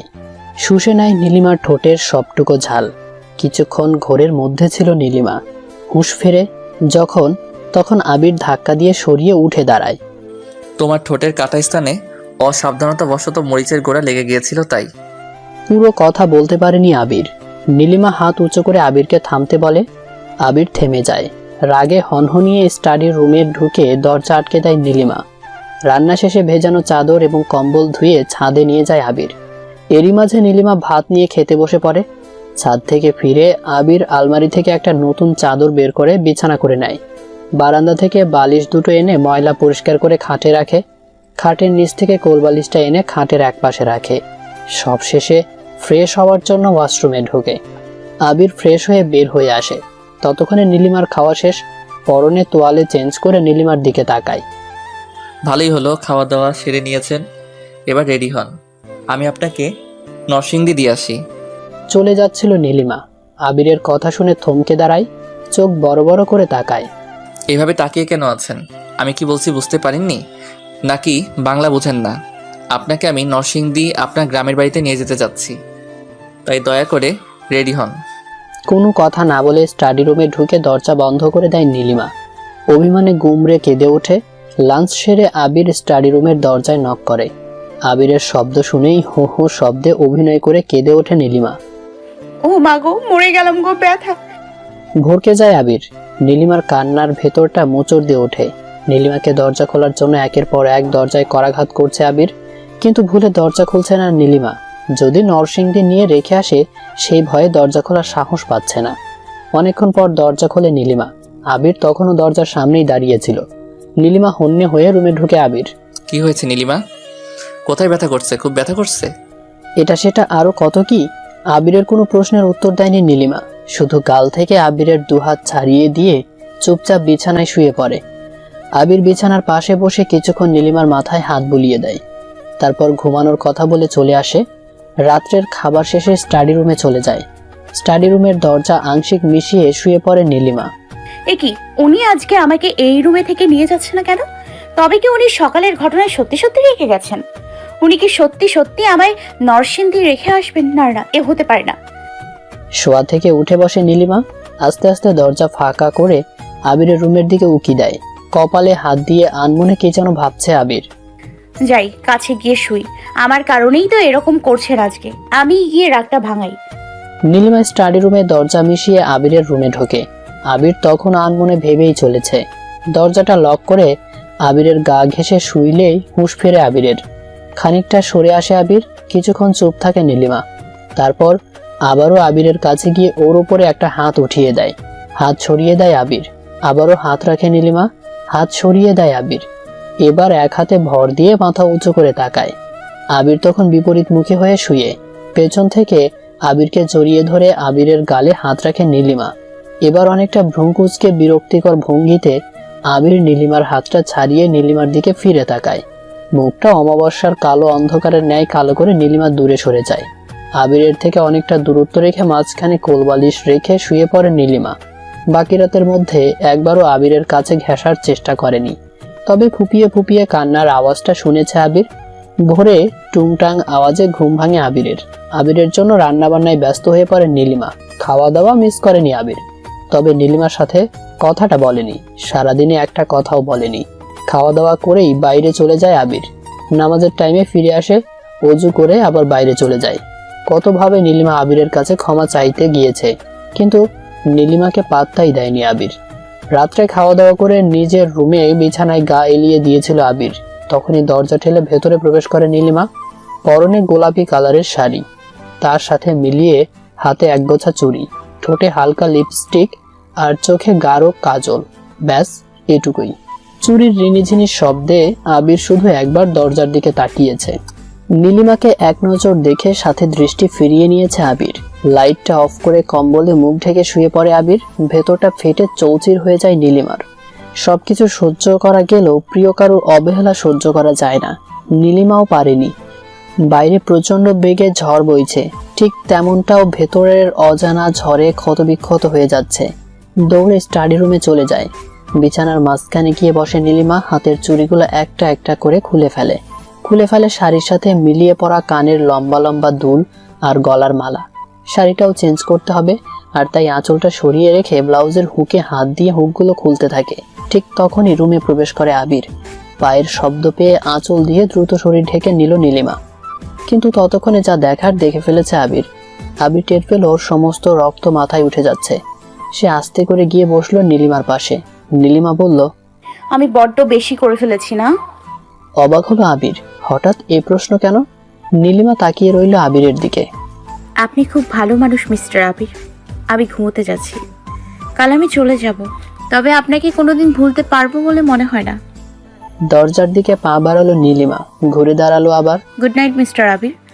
দরজা বন্ধ করে চলে গেল নীলিমা। আবির তাকালো নীলিমার দিকে।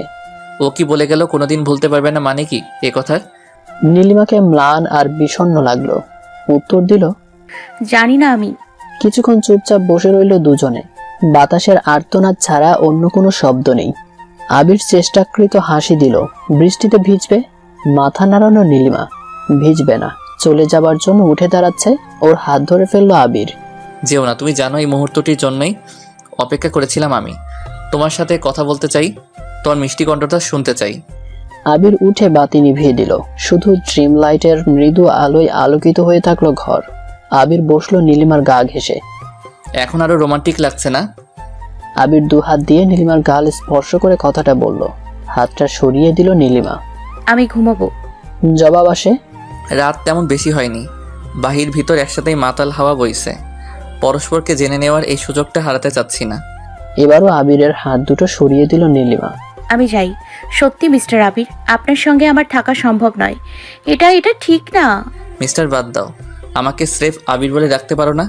আমি তো তোমারই বুড়ো। আর তাছাড়া বাহিরে ঝড় বইছে, ভিতরে আমরা দুজন অন্ধকারে বসে আছি। ব্যাপারটা রোমাঞ্চকর লাগছে না তোমার কাছে? আমার কাছে তো রূপকথার মতো মনে হচ্ছে। আমি বুঝতে পারছি আবির, কিন্তু আমি আর এখানে থাকতে চাচ্ছি না। আমার ঘুম পাচ্ছে। নীলিমার মাথার পেছনে হাত চালিয়ে দিল আবির, ঝুঁকে এলো ওর দিকে। ঘুম গোল্লায় যাক, 1 ঘন্টা অন্তত সময়টাকে স্থির করে দিতে পারো না? তোমাকে ভালোবাসি এই কথাটা আমাকে বলতে দাও। বলতে দাও এই কুৎসিত পৃথিবীতে তুমি একমাত্র সুন্দর মানবী। তোমার সৌন্দর্যের কাছে স্নান হয়ে গেছে ঝড়ের শক্তি। আমার দিকে তাকাও নীলিমা, 1 ঘন্টার জন্য কি আমরা রূপকথার রাজ্য থেকে ঘুরে আসতে পারি না? সব ভুলে আমরা কি এক হতে পারি না? নীলিমাকে নিজের কাছে টেনে আনলো আবির। রাগে কাঁপছে নীলিমা, কাঁপতে কাঁপতে নিজেকে সমর্পণ করলো আবিরের কাছে। আবির নীলিমার নরম অধরে নিজের ঠোঁট চেপে ধরলো। সেই মুহূর্তেই নীলিমাকে একান্তভাবে পাওয়ার ইচ্ছে জেগে উঠল মনে। আবির নীলিমার নরম অধরে নিজের ঠোঁট চেপে ধরলো। সেই মুহূর্তে নীলিমাকে একান্তভাবে পাওয়ার ইচ্ছে জেগে উঠল মনে। বাতাসের শোষো, বজ্রপাতের গুরুম গুরুম, কোনো কিছুই এখন তার কানে যাচ্ছে না। এত তীব্র আকর্ষণ এর আগে আবির কোনোদিন অনুভব করেনি। কাঁধ থেকে খসে পড়ল আঁচলটা। সকালে ব্রেকফাস্ট রেডি করছিল নীলিমা। এদিকে আবির ফ্রেশ হয়ে এসে তোয়ালে দিয়ে মুখ মুছতে মুছতে ডাক দেয় নীলিমাকে। কোথায় গেলে? তাড়াতাড়ি রেডি হও। সকালের খাবার আর দুপুরের খাবার একসাথে না হয় নরসিং দিয়ে গিয়েই করো। ব্রেকফাস্ট রেডি করে আঁচলে হাত মুছতে মুছতে এগিয়ে আসে নীলিমা। মুখটা অমাবস্যার কালো অন্ধকারের ন্যায় করে রেখেছে। সেটা দেখে মৃদু হাসলো আবির। ডায়াল করে শাশুড়ি মায়ের নাম্বার, রিসিভ করে শালিকা লিমা। আপনাদের বোঝার সুবিধার্থে ওদের কথোপকথনগুলো নিম্নে তুলে ধরা হলো। আসসালামু আলাইকুম মা। ওয়ালাইকুম আসসালাম ভাইয়া। ও লিমা, কেমন আছো? ভালো আর থাকলাম কোথায়? মা কেমন আছে? কিছুটা ভালো। আপুকে নিয়ে কখন আসছেন? আকাশ ঘোর কালো অন্ধকারে ঢেকে গেছে লিমা, যে কোনো মুহূর্তে বৃষ্টি শুরু হতে পারে। তাই বলছিলাম কি, তোমরা চলে আসো লিমা। মানে কি ভাইয়া? আপু কি? পুরো কথা বলতে পারেনি লিমা। তার আগেই আবির রুম থেকে সরে বারান্দার গিয়ে ফোনটা মুখের কাছে নিয়ে ফিসফিসিয়ে জবাব দেয়। বোন আমার, বেশি কথা বলো না, তাড়াতাড়ি রওনা দিয়ে দাও তোমরা। আমি রাস্তা থেকে তোমাদের গিয়ে এগিয়ে নিয়ে আসবো। এখন বেশি কথা বলা যাবে না। তোমরা আগে আসো, তারপর মজার ঘটনা বলবো। রাখলাম, বাই। কল কেটে রুমে ফিরে আসে আবির। নীলিমা তখন কোমরে হাত দিয়ে রাগান্বিত ভঙ্গিতে দাঁড়িয়ে। সেটা দেখেও না দেখার ভাব করে বিছানায় ফোনটা রাখতে রাখতে আবির বলে, খিদে পেয়েছে, খাবার দাও। নিঃশব্দে নীলিমা খাবার দিয়ে রুমে চলে আসে। খাওয়া শেষে স্টাডি রুমে তাকাতে আবির নীলিমাকে রেডি দেখতে পায়। চোখ কপালে তুলে প্রশ্ন করে আবির। সে কি? কোথায় যাচ্ছ তুমি? জবাব আসে, বাপের বাড়ি। যেতে হবে না, আম্মাকে দেখতে ইচ্ছে হচ্ছে তো। লিমা আম্মাকে নিয়ে রওনা দিয়ে দিয়েছে মনে হয়। নীলিমা আর কথা বাড়ায়নি, চুপচাপ রুম থেকে বের হয়ে কিচেনে চলে যায়। রাত্রি 8টায় বাসায় পৌঁছে নীলিমার বোন ও মা। যদিও দুপুর 2টায় রওনা দিয়েছিল, কিন্তু রাস্তায় অত্যাধিক মাত্রায় জ্যাম থাকার কারণে আসতে এত দেরি হলো। মায়ের প্রতি অভিমান কিংবা রাগ যতই থাকুক না কেন, মা আসবে এ খবর পাওয়ার পর থেকে বাহারি নানা ধরনের খাবার রান্নায় ব্যস্ত হয়ে পড়ে নীলিমা। মা বোন বাসায় ঢুকতেই কি খাওয়াবে না খাওয়াবে সেসব কাজে ব্যস্ত হয়ে পড়ে। ওরা ফ্রেশ হয়ে রুমে ঢুকতেই সামনে এনে দেয় ঠান্ডা পানীয় জাতীয় কিছু। বোনের এক কথা, আপু এখন শীতকাল, এ শরবত টরবত কেন আনছিস? নীলিমার পাল্টা জবাব, সারাদিন জার্নি করে এসছিস, খেয়ে নি, ভালো লাগবে। নীলিমা যেন নাছোড় বান্দা, বাধ্য মা মেয়ে পানীয় জলপানটা করেই নেয়। তার কিছুক্ষণ পর সামনে আনে পায়েস। পায়েস খাওয়া শেষ হতে না হতেই ঝালমুখ করানোর জন্য ব্যস্ত হয়ে পড়ে সারাদিন ধরে রান্না করা সকল আইটেম পরিবেশনের। নীলিমা কিচেন থেকে খাবার বেড়ে দিচ্ছে আর আবির দৌড়ে দৌড়ে সেগুলো নিয়ে বিছানায় শালিকা এবং শাশুড়ির সামনে রাখছে। ওদের এহেন ব্যস্ততা দেখে হেসে দেয় নীলিমার বোন লিমা। টিপ্পনি কেটে বলে, এমন ভাবে খাবার দিচ্ছেন মনে হচ্ছে আমাদের চেয়ে বড় খাদক পৃথিবীতে আরেকটাও নেই। খানিক হাসে আবির। তোমরা শুরু করো, আমরা দুজন পরে একসাথে খাবো। নীলিমার মায়ের মন খারাপ। এতদিন পর মেয়ের জামাইয়ের বাড়ি আসলাম, আর এখনো কিনা মেয়ের মুখটাই দেখতে পেলাম না। অনেকটা আক্ষেপের সাথে অভিমান মিশ্রিত করে নীলিমার মায়ের কথাটা ছিল। আবির কিচেনে গিয়ে অনেকটা রাগান্বিত স্বরে বলে, এই তোমার আদব? মেহমান বাসায় আসছে, ওদেরকে সালাম দিয়ে কুশল বিনিময় করবে না? নিশ্চুপ নীলিমা মাথা নিচু করে বলে, আমি তো ভাবছিলাম পরে বলবো। পরে নয়, এখনই বলবা। ওরা বসে আছে খাবার মুখে না দিয়ে, এখনই মাকে সালাম করে কুশল বিনিময় করবা। আবির এক হাতে কিচেন থেকে 2টা প্লেট নিয়ে আরেক হাতে নীলিমাকে টানতে টানতে শাশুড়ি মায়ের সামনে উপস্থিত হয়। নীলিমা মাথা নিচু করে মাকে সালাম দেয়। আসসালামু আলাইকুম মা। ফিরে তাকায় নীলিমার মা। মেয়েটা কিরকম শুকিয়ে কাঠ হয়ে গেছে। সবই হয়েছে আমার বোঝার ভুলের জন্য। চোখে জল এসে যায় নীলিমার মায়ের। বহু কষ্টে সে জল আটকে মুখে হাসি এনে মেয়ের সালামের জবাব স্বরূপ বলে, ওয়ালাইকুম আসসালাম। তারপর মা মেয়ে দুজনেই চুপচাপ। আবির পাশ থেকে ধাক্কা দেয় নীলিমাকে। মাকে জিজ্ঞেস কর কেমন আছে। নীলিমা মা আপনার শরীর ভালো তো? নীলিমার মা একটা দীর্ঘশ্বাস ছেড়ে বলে, আলহামদুলিল্লাহ, এখন ভালোই আছি। তো দাঁড়িয়ে আছিস কেন? জামাইকে নিয়ে বসে পড়, রাত তো আর কম হয়নি। জি আম্মা, আমরা বসছি। বলেই আবির দুইটা চেয়ার টেনে একটাতে নীলিমাকে বসিয়ে তার পাশেরটাতেই বসে পড়ে। সবাই খাওয়া শুরু করেছে। নীলিমার মা ফ্যাল ফ্যাল করে নীলিমার হাতের আঙ্গুলের দিকে তাকিয়ে আছেন। নীলিমাও যেন একটা বিব্রতকর অবস্থায় পড়ে গেল। মায়ের সামনে না বসে থাকতে পারছে, না বাম হাতে খাবার মুখে দিতে পারছে। ব্যাপারটা আবির লক্ষ্য করে। বিষয়টা ধামাচাপা দেওয়ার জন্য নীলিমার দিকে ফিরে তাকিয়ে বলে, তোমার না গতকাল হাত কেটে গেছে, এখন ভাত মাখবে কিভাবে? প্লেট রাখো, আমি খাইয়ে দিচ্ছি। কি হলো, হা করো। নীলিমা কোনো কথা বাড়ায়নি, আবিরের কথা মতোই হাঁ করে। আবির নীলিমাকে খাইয়ে দিচ্ছে, ফাঁকে ফাঁকে নিজেও মুখে দিচ্ছে। ওদের দিকে ড্যাব ড্যাব করে তাকিয়েছিল নীলিমার মা। মুচকি হেসে পাশ থেকে ধাক্কা দেয় নীলিমা। ফিসফিসিয়ে বলে, কি হলো মা, ওইদিকে তাকিয়ে আছো কেন? খাও। চোখের জল মুছে নীলিমার মা খাওয়া শুরু করে। কয়েকদিন পর সকালের খাবার রেডি করে সবাইকে খাইয়ে নিজেও খেতে বসেছিল নীলিমা। তখনই গড়গড় করে বমি করে দেয়। পেটে এতক্ষণ ধরে যা ভাত দিয়েছিল সব বেরিয়ে আসে বমির সাথে। নীলিমা দৌড়ে ওয়াশরুমে চলে যায়। ওয়াশরুমে আবির কলেজে যাবে বলে ফ্রেশ হচ্ছিল। নীলিমা আবিরের পায়ের উপর গড়গড় করে বমি ছেড়ে দেয়। বিরক্তিকর ভঙ্গিতে ভ্রুকুচকে আবির পেছনের দিকে তাকায়। নীলিমাকে এই অবস্থায় দেখে সব বিরক্তি নিমিষেই উধাও হয়ে যায়। তাড়াতাড়ি নীলিমার কাছে গিয়ে নীলিমার মাথা চেপে ধরে। নীলিমা বমি করতে করতে একসময় হাঁপিয়ে ওঠে, ক্লান্ত হয়ে যায়। আবির নিজ হাত দিয়ে নীলিমার মুখ পরিষ্কার করে ডাক দেয় শালিকা লিমাকে। দৌড়ে আসে নীলিমার ছোট বোন লিমা। আবিরের কথা মতো এক গ্লাস পানি এনে দেয়। নীলিমা গড়গড় করে কুলি করলে ওকে ধরে নিয়ে রুমে যায়। কলেজে যেতে হবে আমার। লিমা, তুমি একটু নীলিমাকে নিয়ে ডাক্তারের কাছে যাও। আর হ্যাঁ, তোমরা আজকে যেতে পারবে না। নীলিমা, তোমারও আজকে চেম্বারে যাওয়ার দরকার নেই। আর তোমরা কিন্তু যাচ্ছ না। নীলিমার কি হয় না হয়, তাই তোমরা কিছুদিন থাকবে। আবির লিমার হাতে 1000 টাকা ধরিয়ে দিয়ে কলেজে চলে যায়। আপা চলো তো, ডাক্তারের কাছে যেতে হবে। নীলিমা ওর বোনের থেকে নিজেকে ছাড়িয়ে নিয়ে কিচেনে চলে যায়। সবকিছু গুছিয়ে রেডি করে নেয় চেম্বারে যাওয়ার জন্য। ছুটে আসে লিমা। আপা, তোমায় যে ভাইয়া বলে গেছে আজকে চেম্বারে যেতে হবে না, তারপরও কেন যাচ্ছ? দেখ লিমা, বাধা দিস না, আমার দেরি হয়ে যাচ্ছে। বমি আমার কয়েকদিন ধরেই হচ্ছে। আজকে হসপিটাল থেকে চেক করে আসবো নে, তুই একদম চিন্তা করিস না। মা নিচতলা থেকে ফিরলে মাকে পিঠা পায়েস দিস, আমার দেরি হয়ে যাচ্ছে, আমি গেলাম। কথাগুলো বলেই নীলিমা চেম্বারে চলে যায়। বিকেলে ফেরার পথে দোকান থেকে টিউব কিনে আনে প্রেগন্যান্সি পরীক্ষা করার জন্য। পরদিন ঘুম থেকে উঠেই আগে পরীক্ষা করে নেয়। তার পরদিন বিকেলে চা তৈরি করার সময় টিউবটা কিচেনের জানালা দিয়ে ফেলে দিতে গেলে পেছন থেকে হাতটা ধরে ফেলে কেউ। কি হলো, পজিটিভ না নেগেটিভ? নীলিমা ফিরে তাকায়। স্মিত হাসছে আবির পেছনে দাঁড়িয়ে। কি হলো, চুপ কেন? রিপোর্ট কি বলছে? লজ্জায় নীল হয়ে গেছে নীলিমা। মাথা নিচু করে বলে, জানি না। স্মিত হাস্যে জবাব দেয় আবির। কিন্তু আমি জানি। চমকে ওঠে আবিরের মুখের দিকে তাকায় নীলিমা। মানে? একটু কাশি দিয়ে নেয় আবির, তারপর সুরে সুরে বলে, আমি টিউবটা চুরি করে নিয়ে ফার্মেসিতে গিয়েছিলাম, বাদল ভাই বলল। পেছন থেকে লিমা বলে ওঠে, কি বললো? আবির চোখ বড় বড় করে পেছনে তাকায়। লিমা, তোমার কি কমন সেন্স বলতে কিচ্ছু নেই? এমন সময় আসতে হলো তোমার?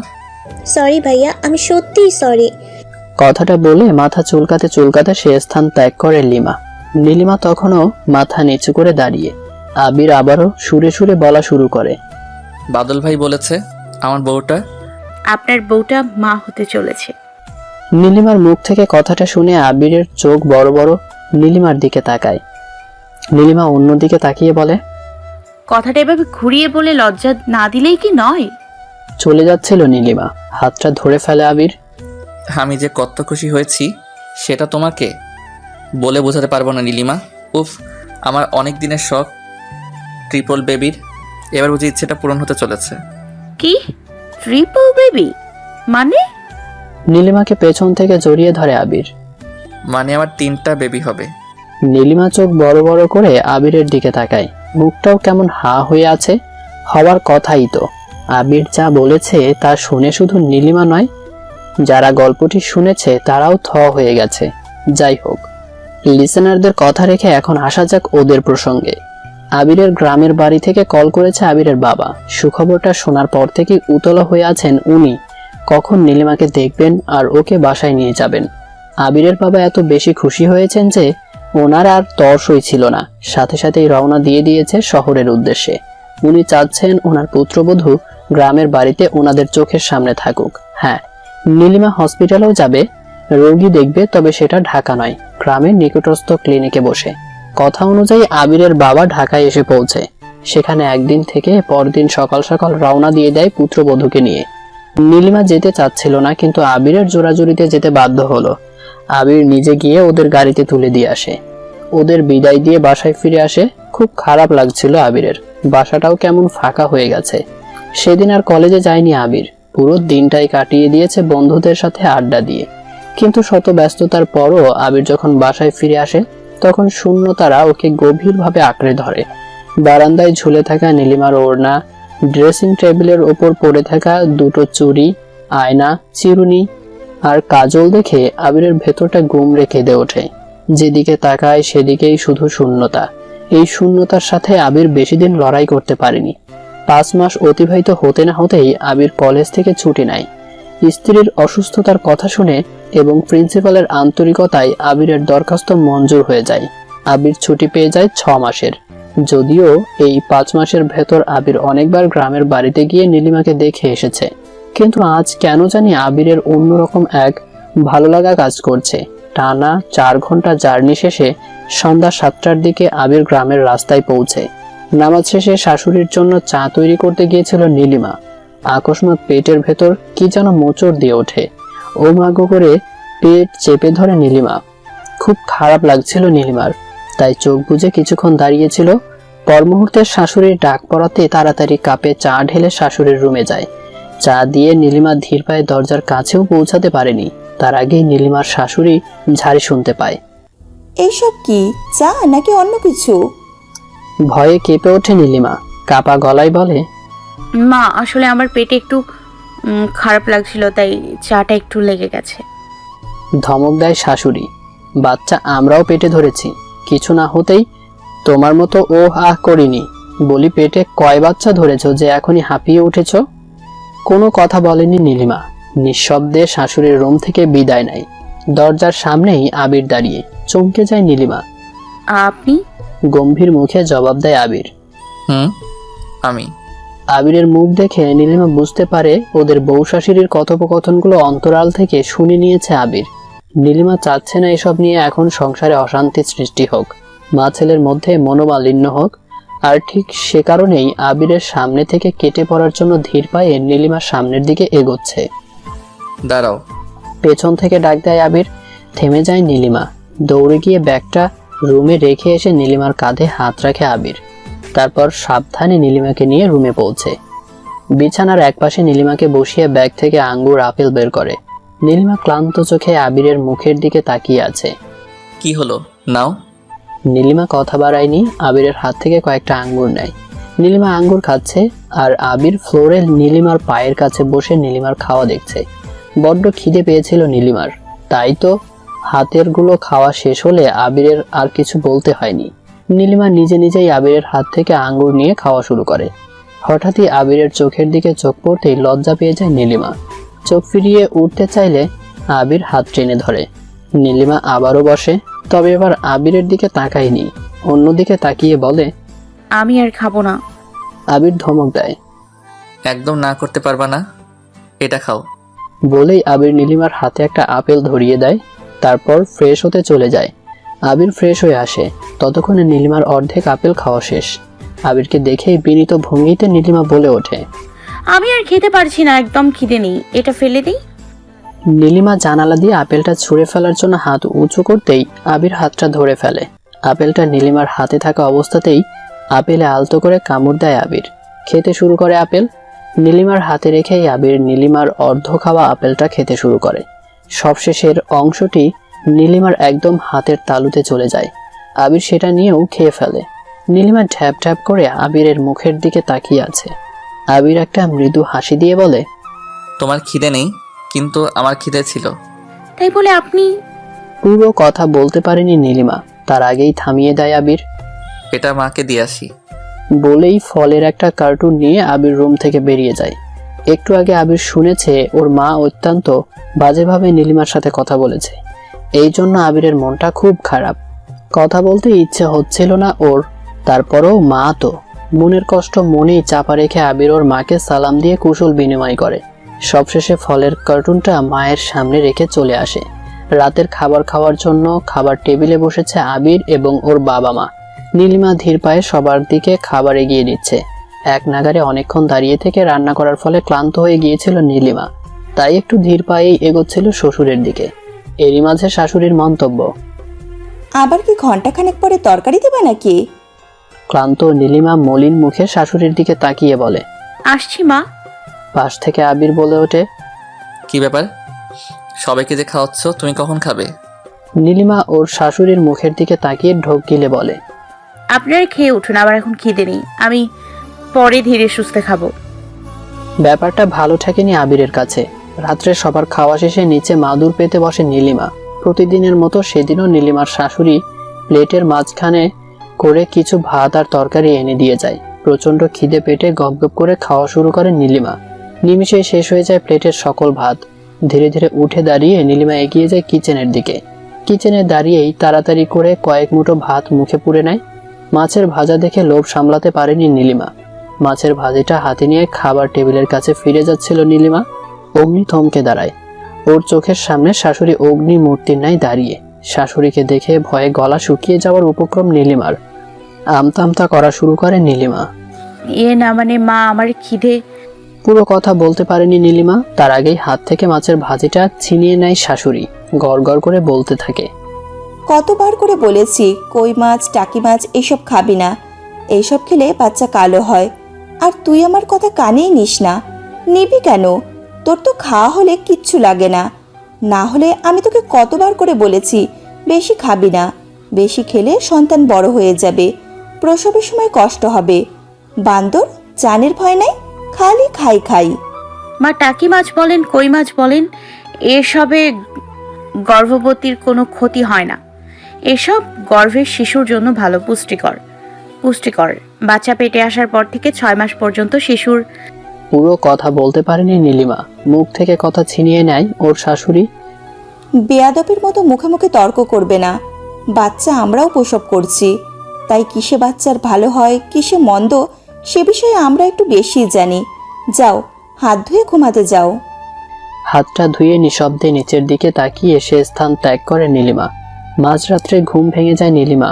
প্রচন্ড খিদের জ্বালায় ভেতরটা শেষ হয়ে যাচ্ছে। শোয়া থেকে উঠে বসে নীলিমা। ড্রিম লাইটের আলোয় হাতড়ে হাতড়ে আবিরের আনা ফলের কার্টুনটা খুঁজে বের করে। কুটকুট শব্দে ঘুম ভেঙে যায় আবিরের। কি হলো? আলমারির কাছে কি শব্দ হচ্ছে? ইঁদুর নয়তো?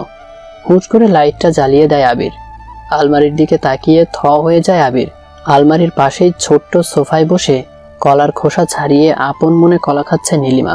হেসে দেয় আবির। তুমি? আবির হাঁটতে হাঁটতে নীলিমার কাছে যায়। কি ব্যাপার, অন্ধকারে বসে আছো যে? মুহূর্তেই বলে ওঠে নীলিমা। আমি কিছু খাইনি।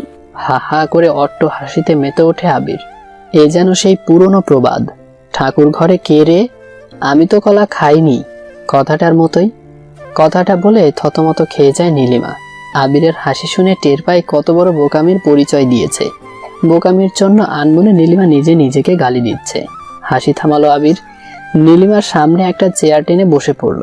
মৃদু হেসে প্রশ্ন করল, খিদে পেয়েছে, খাবে, এজন্য এত ভয় পাওয়ার কি আছে? লাইটটা জ্বালিয়ে ধীরে সুস্থে বসে খেলেই তো হতো। অত্যন্ত নিচু গলায় নীলিমার জবাব। না মানে আপনি ঘুমোচ্ছিলেন তো, তাই ঘুমের ডিস্টার্ব হবে ভেবে লাইটটা জ্বালাইনি। ওকে ফাইন, হয়েছে তো, এবার তো কার্টুনটা সামনে আনো।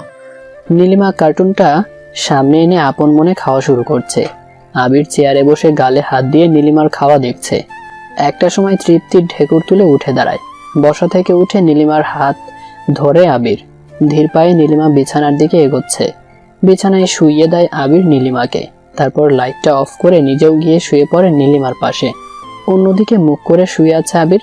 মিনিট 30 এভাবে শুয়ে থেকে ঘুরে শোয়ার জন্য নীলিমার দিকে ফিরে তাকাতেই চমকে যায়। ড্রিম লাইটের মৃদু আলোয় আবির দেখতে পায় নীলিমা কেমন ড্যাব ড্যাব করে ওর দিকে তাকিয়ে আছে। ঘুমাওনি এখনো? মাথাটা আংশিক তুলে প্রশ্ন করে আবির। ঘুম আসছে না। উত্তর দেয় নীলিমা। মৃদু হেসে আবির এগিয়ে যায় নীলিমার দিকে, স্পর্শ করে নীলিমার গাল। এলোমেলো চুলগুলো গুজে দেয় কানের পাশে। কপালে ভালোবাসার পরশ এঁকে দিয়ে টেনে নেয় বুকে। ভালোবাসার সাথে মাথায় হাত বোলাতে থাকে। ঘুমিয়ে পড়ে নীলিমা। ওর ভারী হওয়া গরম নিঃশ্বাসগুলো তারই ইঙ্গিত দিচ্ছে। এক হাতে আবির ওর পাশে রাখা চাদরটা নীলিমার গায়ে জড়িয়ে দেয়। মুখে মৃদু হাসির রেখা টেনে আবির নীলিমার কপালে আবারও ভালোবাসার উষ্ণ পরশ এঁকে দেয়। মুখে মৃদু হাসির রেখা নিয়েই একসময় ঘুমিয়ে পড়ে আবিরও। নীলিমার গর্ভের সময়কাল 7 মাস। হাত পাগুলো অসম্ভব রকমের ফুলে যায় ওর। পাগুলো ফুলে তো তালগাছের মতোই হয়ে গিয়েছিল। নড়াচড়া করতে খুব কষ্ট হতো বিধায় কিচেনে কোনো রকম রান্না বসিয়ে দিয়ে বেশিরভাগ সময় রুমে এসে বসে থাকতো। কখনো কখনো লুকিয়ে লুকিয়ে আবিরের কিনে আনা ফলমূল, দুধ, কখনো বা মায়ের পাঠানো গম প্লাস ডাল বা চাল চিনি মিশ্রিত গুঁড়ো খেত। নজর এড়ায় না শাশুড়ির। এ নিয়ে অনেকগুলো কথা শুনিয়ে দেয় নীলিমাকে। ওনার এক কথা, মা উনিও হয়েছেন। এভাবে খাই খাই করেননি কখনো। একবেলা খেয়ে আরেকবেলা না খেয়ে থেকেছেন।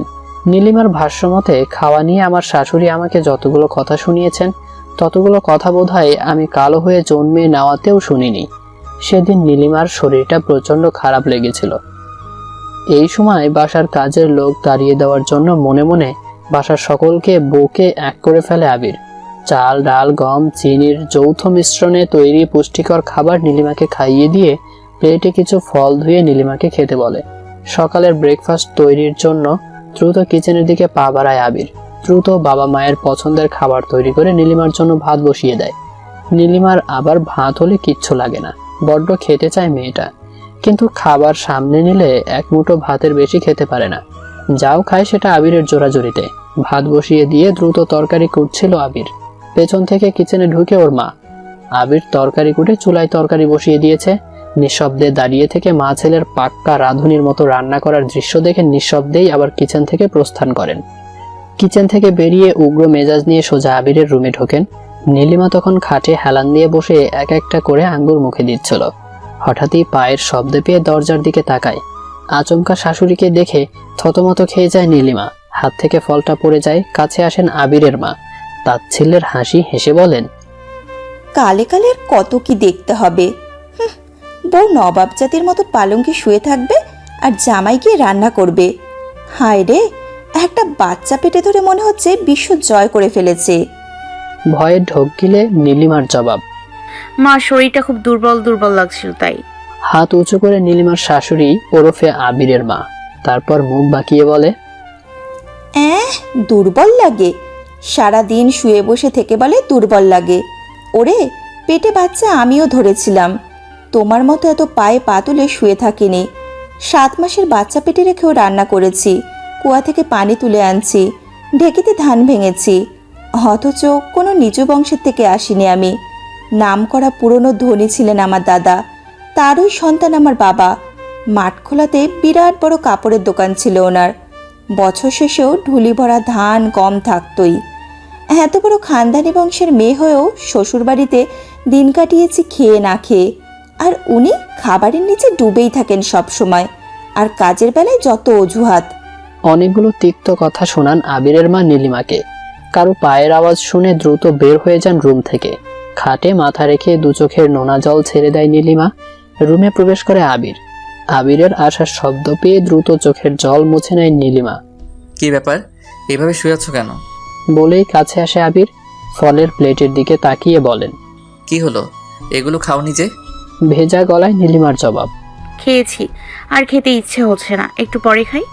মুখে হাসির রেখা ফুটিয়ে তোলে আবির। ঠিক আছে, এখন একটু রেস্ট নাও, একটু পর ভাত খাইবা, তারপর ভরা পেটে ফলগুলো খেয়ে নিও। মাথা নেড়ে সম্মতি জানায় নীলিমা। আচ্ছা, আমি মা বাবাকে বলে আসি ব্রেকফাস্ট করে নিতে। চলে যাচ্ছিল আবির, ফিরে আসে। আচ্ছা, মাকে দেখলাম এদিকে থেকে যেতে? মা কি রুমে আসছিল নাকি? মাথা নাড়ে নীলিমা। জি আসছিলেন। উতলা কণ্ঠে প্রশ্ন করেন আবির। মা আজকেও তোমাকে প্রাচীনকালের কাহিনী বলে চড়া কথা শুনিয়েছে? হেসে দেয় নীলিমা। কি যে বলো না, উনি কেন কথা শোনাবেন? উনি তো আসছিলেন বলতে এভাবে শুয়ে বসে না থেকে একটু হাঁটাহাঁটি করতে। এতে আমার ভালো হবে। মুখ থেকে চিন্তার ছাপ সরে যায় আবিরের, কারণ ও জানে ওর নীলিমা কখনো ওকে মিথ্যে বলবে না, বলতে পারেই না। মুখে মৃদু হাসির রেখা নিয়ে নীলিমার কপালে একটা আলতো করে চুমোর পরশ এঁকে দিয়ে রুম থেকে বেরিয়ে যায় আবির। আবির চলে যাওয়ার পর প্রত্যেকবারের পর আজও নীলিমা বলে ওঠে, ক্ষমা করো আমায়, এ নিয়ে শতেকবার মিথ্যে কথা বললাম তোমায়। কিন্তু কি করব বলো, এসব কথা জেদ ধরে সংসার ভাঙুক ধরুক, এটা আমি কোনো কালই চাইতে পারবো না। হাজার হোক শাশুড়ি তো মায়েরই সমান। মা সন্তানকে কত কিছুই তো বলতে পারে, সেগুলো মনে ধরলে চলবে কিভাবে?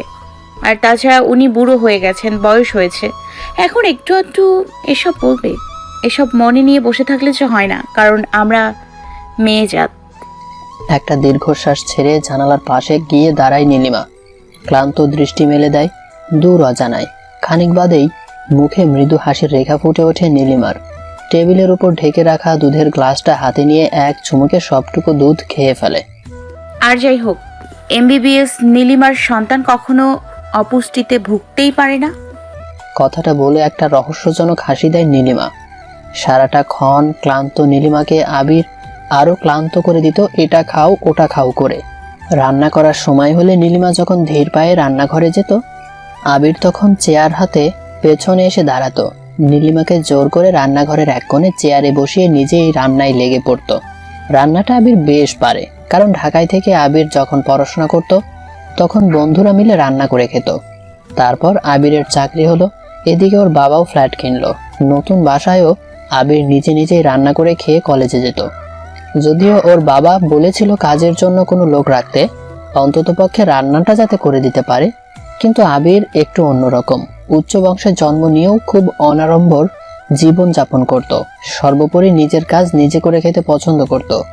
আবির ছুটি নিয়ে বাসায় আসার পর নীলিমার হাতে গোনা কয়েকদিন রান্না করেছে। বাকি দিনগুলো বলতে গেলে বলতে হয় আবিরই রান্না করেছে। মায়ের নজর এড়িয়ে আড়ালে লুকিয়ে আবির নীলিমাকে রান্নায় হেল্প করেছে। কখনো তরকারি কুটি দিয়েছে, কখনো বা মাছ কেটে দিয়েছে।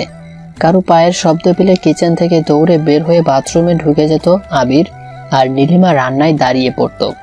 দিন এভাবেই কাটছিল। সেদিন নীলিমাকে দেখতে ওর বান্ধবী হিয়া এসেছিল। নীলিমার ছোট বোন লিমা ভার্সিটিতে ভর্তির জন্য কোচিং করত ঢাকা ফার্ম গেটে। হিয়া আসার সময় লিমাকেও সাথে করে নিয়ে আসে। প্রিয়জনদের পেয়ে খুশিতে আত্মহারা নীলিমা ভুলেই যায় ওরা অনেক দূর থেকে এসেছে, ওদের ফ্রেশ হওয়া দরকার, আপ্যায়নের ব্যবস্থা করা দরকার।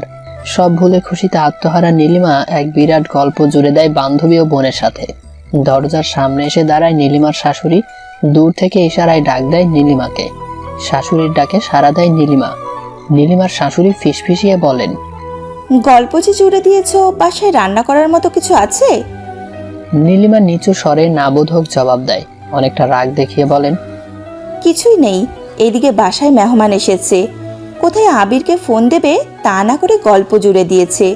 ওরা কত দূর থেকে এসেছে জানো? এবারও নীলিমা নিচু স্বরে বলে ওঠে, দিচ্ছি কলমা। নীলিমা আবিরের নাম্বারটা ডায়াল করতেই ওর শাশুড়ি হাত থেকে ফোনটা নিয়ে গিয়ে নিজের কানের কাছে ধরে। নীলিমা তো পুরাই থ।